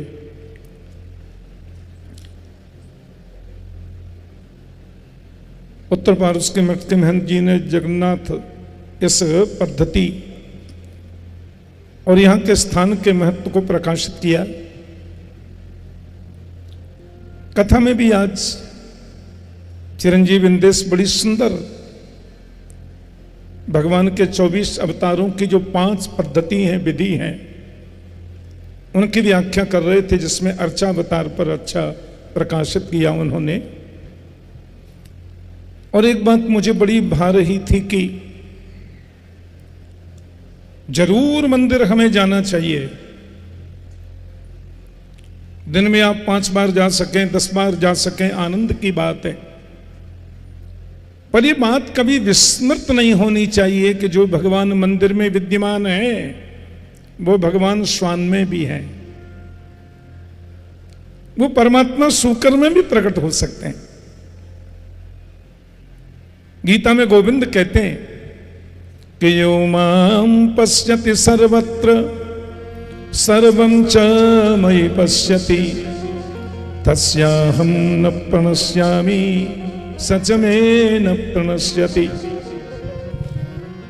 गोविंद कहते हैं जो सर्वत्र मुझे देखता है, यो मां पश्यति सर्वत्र, और सर्वं च मयि पश्यति, सब में मुझे देखता है। सर्वत्र मुझे देखना और सब में मुझे देखना, ऐसे व्यक्ति की अर्चा विग्रह की उपासना ही सफल उपासना मानी जाती है, श्रेष्ठ उपासना मानी जाती है। भगवान कपिल श्रीमद् भागवत जी में बड़ी सुंदर व्याख्या कर रहे हैं।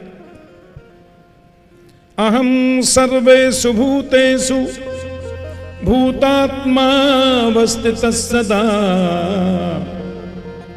तम अवज्ञाय मां मर्त्य कुरुते च विडंबनम। भगवान कहते मां मैं सर्वत्र विद्यमान हूं, सब में हूं, सब में विराजित मुझ परमात्मा को सिय राम में सब जग जानी करहु प्रणाम जोर जुग पानी। सब में मुझे नहीं देख करके केवल अर्चा विग्रह की उपासना में ही रहे, वो श्रेष्ठतम नहीं मानी जा सकती उपासना। उपसमीपे असनम उपासनम, परमात्मा की नित्य सन्निधि की अनुभूति का नाम ही उपासना है। सब में मुझे देखो, सर्वत्र मुझे देखो। ऐसे उद्धरण हमारे अनेक वैष्णवाचार्यों की जीवनी से हमको सुनने में देखने में मिलते हैं। यो मां सर्वेषु भूतेषु संतमात्मानमीश्वरम् हित्वार्चा भजते मौढ्यात् भस्मन्येव जुहोति स। भगवान कपिल तो यहां तक कहते हैं यो मां सर्वेषु भूतेषु संतमात्मानमीश्वरम् हित्वार्चा भजते मौढ्यात् भस्मन्येव जुहोति स। सब में रहने वाले मुझ परमात्मा को सब में न देखकर जो केवल अर्चा में ही उपासक बनकर के रहे, उस व्यक्ति की उपासना मुझे लगता है राख में किए गए हवन के समान है। भस्मन्येव जुहोति स, श्रीमद् भागवत में भगवान कपिल कह रहे हैं। इसलिए हमारे वैष्णवाचार्यों ने श्री ब्रह्म रुद्र सनका चत्वार क्षिति पावका, इन समस्त वैष्णवाचार्यों ने जो भगवदोपासना की पद्धति निर्मित की, बताई, शास्त्र सम्मत, उसमें ये जरूर कहा अर्चावतार का तो बड़ा महत्व है।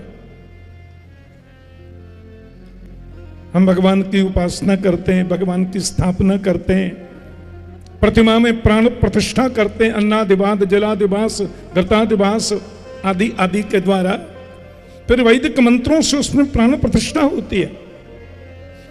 भगवान जगन्नाथ का जो पवित्र श्री विग्रह है उसमें श्री शालिग्राम जी विद्यमान है। और जब दो ज्येष्ठ आते हैं तब होता है ना कलेवर परिवर्तन, जब 2 आषाढ़ आते हैं तब कलेवर परिवर्तित होता है। शालिग्राम जी को उसमें स्थापित करते हैं, बड़ी उसकी पद्धति है। तो ये उपासना की पद्धति हमारे वैष्णवाचार्यों ने बड़ी वैदिक विधि से निर्मित की, बताई, लेकिन अंत में एक सूत्र जरूर कहा कि ये कभी मत भूलना कि जो भगवान मंदिर में है, जो भगवान प्रतिमा में है, जो दिव्य मूर्ति में है, जिनकी हम उपासना करते हैं, वो सब में विद्यमान है, वो सब में रहते हैं। इसलिए सबसे भी प्रेम करो, सब में भी प्रभु को देखो। महाप्रभु की जय। पूज्य संत चरण और पूज्य गुरुदेव भगवान का मंगल आशीष प्राप्त हुआ। आज जस्टिस वासुदेव पाणिग्रही पूर्व न्यायाधीश उड़ीसा और कोलकाता न्यायालय हाई कोर्ट के आए हैं, उनका भी बहुत बहुत अभिनंदन। पूज्य गुरुदेव भगवान का आशीष हमें प्राप्त हुआ। आज शाम 6:30 बजे हम आप सब लोग टोटा गोपीनाथ ठाकुर जी का दर्शन के लिए प्रस्थान करेंगे। आप सब लोग टोटा गोपीनाथ पहुंच जाइएगा 6:30 बजे। फिर वहीं बहुत व्यवस्थित रूप से, ज़्यादा भगदड़ और खींचातानी मत कीजिएगा। मंदिर में जितना परिसर है प्रेम से दर्शन करके विराजिएगा। वहीं पर उन्माद कीर्तन करेंगे, ठाकुर जी के आगे थोड़ी देर आनंद करेंगे। उसके बाद फिर जगन्नाथ जी का दर्शन, जिसको जहाँ से एंट्री मिल जाए घुस जाना भीतर।